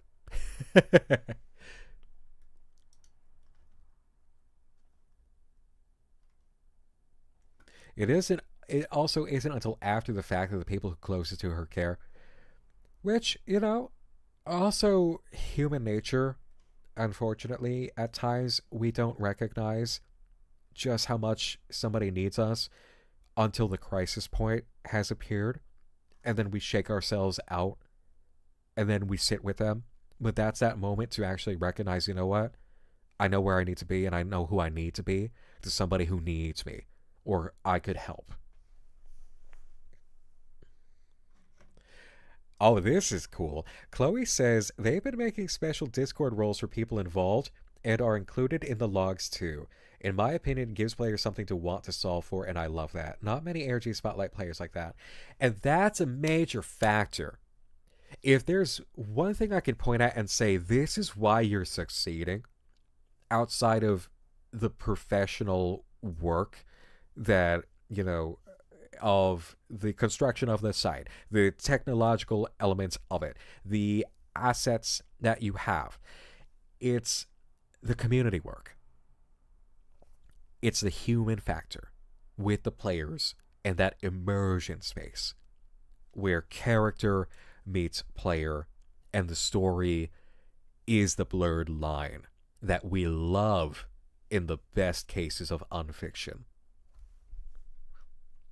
Soman says, thank you, Nick. Watching you has been a delight. We're glad to have you on board for the Movie Palace Velvet Cove ARG. Really glad you enjoy it. Take care, and don't forget, next mission drops tomorrow. Yes, indeed, and thank you for the 100 bits. Yep, tomorrow we'll be here. I do believe it'll be at 12 p.m. my time. We need to check the newsletter. Let me just double check that we're caught up on all the logs because I just had goldfish brain there.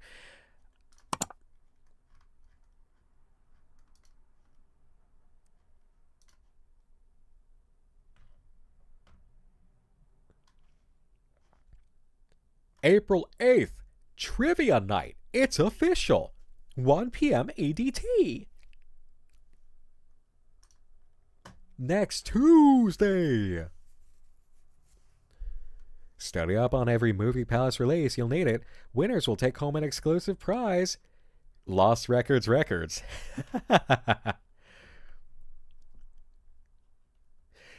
This Thursday's Movie Palace online movie of the week is Bakuro, the Hoofed Cataclysm. When the ground split open near Mount Aso, the first thing they found was the bones. Massive, ancient, fused with veins of smoldering metal. Then the bones moved. Bakuro rose from the depths, a beast of hooves and fury. Sulphurous breath rolling across the land. Golden eyes burning like magma in the darkness. Its brain like a war horn shaking the heavens. Hee-haw! As the nation scrambles to survive, a desperate government scientist searching for a weapon begins to wonder if the answer lies not in technology, but in the warnings of the past. He enlists a disgraced folklorist who uncovers forgotten legends of a warlord who defied the gods to forgo an accursed war mount. The nation's salvation lies at the intersection of science and legend. But how do you stop something that was never meant to be awakened? Beloved Japanese snacks now on sale at Movie Palace. Ooh, do they have those chocolate-topped mushrooms? Cookies, I mean. Like, they're like little mushrooms. And it's like a cookie stem. And the top is chocolate. I like those.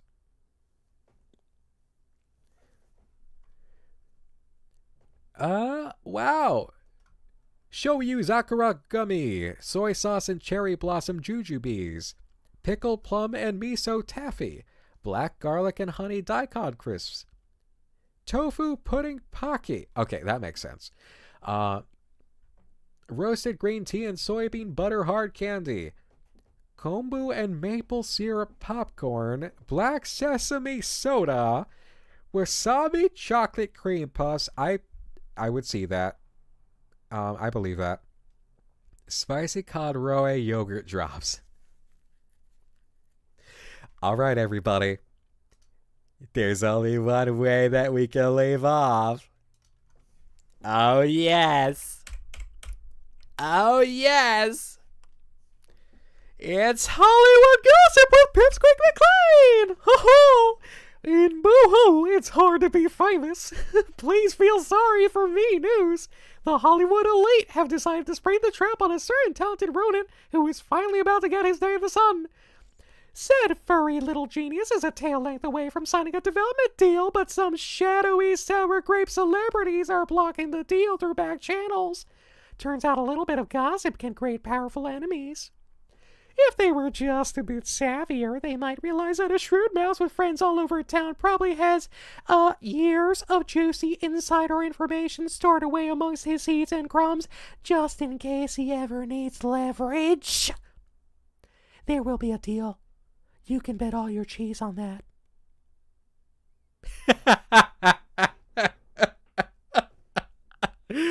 I love voice acting. The Messenger returns next Tuesday. Don't forget to catch the movie of the week, starting Thursday. Fuck yeah.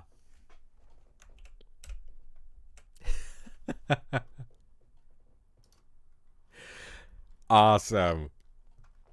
That's it. We're all caught up for now on Movie Palace Online. We have another film release tomorrow. And then next week will be our final film. And what I believe will be the completion of this ARG.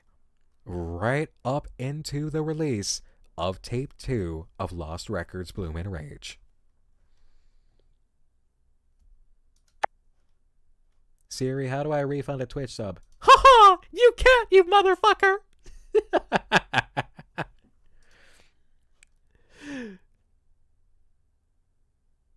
Thank you. Thank you. Thank you, thank you. Aqua Spider on YouTube said, dude, my snake just hissed quietly in response to Pipsqueak happening. I will take that as a compliment.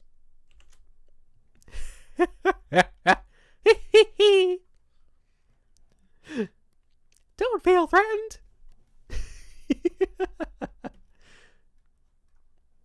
All right. So,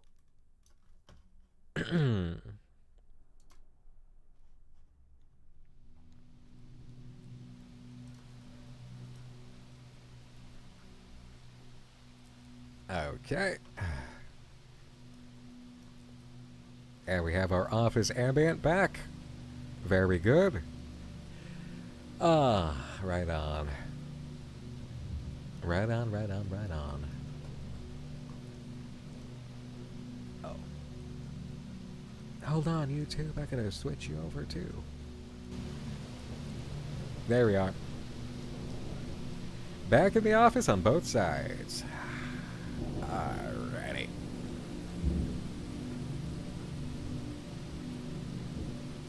Let me stop that recording too. Oh! Oh, no, don't stop the stream yet.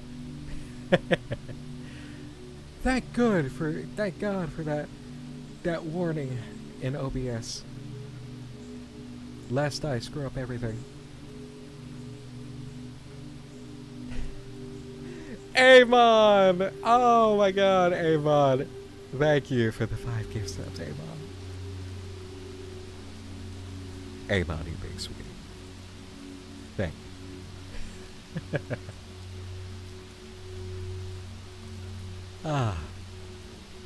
It was a great time. No problem, Bo. No problem. No problem, everybody.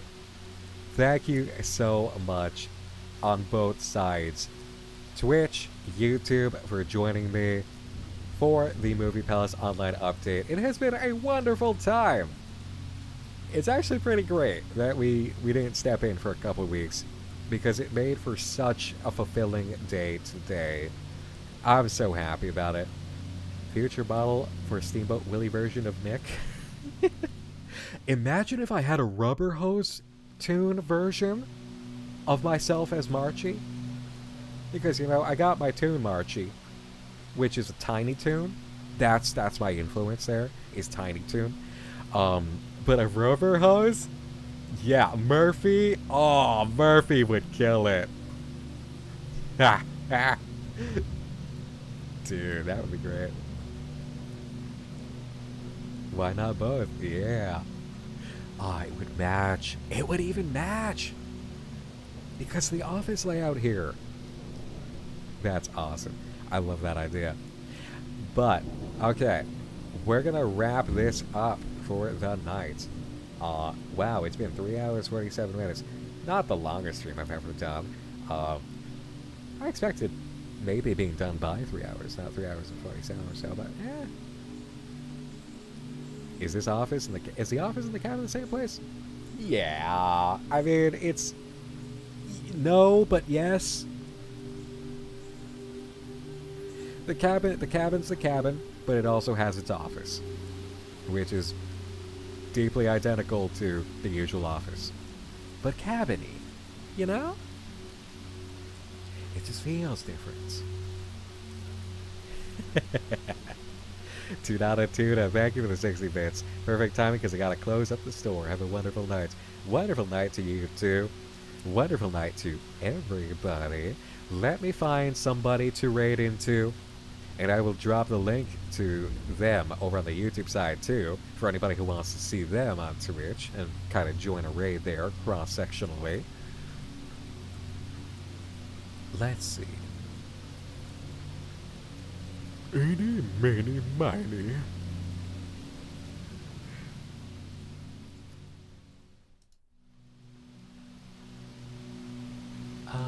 Oh, wait a sec.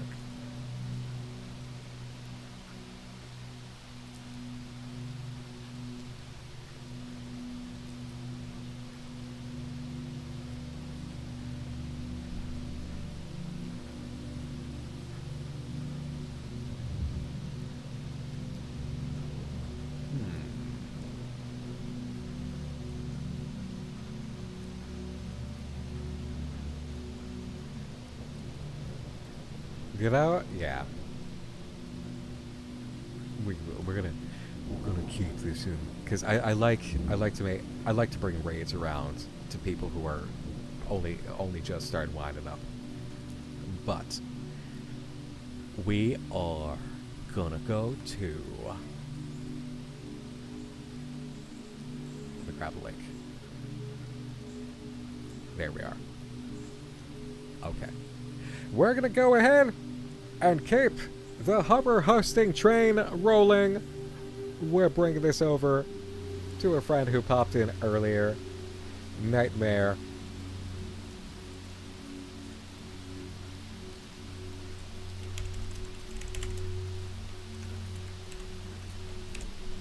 Here's your raid message. For all those who will come in from YouTube, your raid message is going to be, because you won't have the emotes to do it, movie time. If you find that you're able to speak on Twitch, anyway. But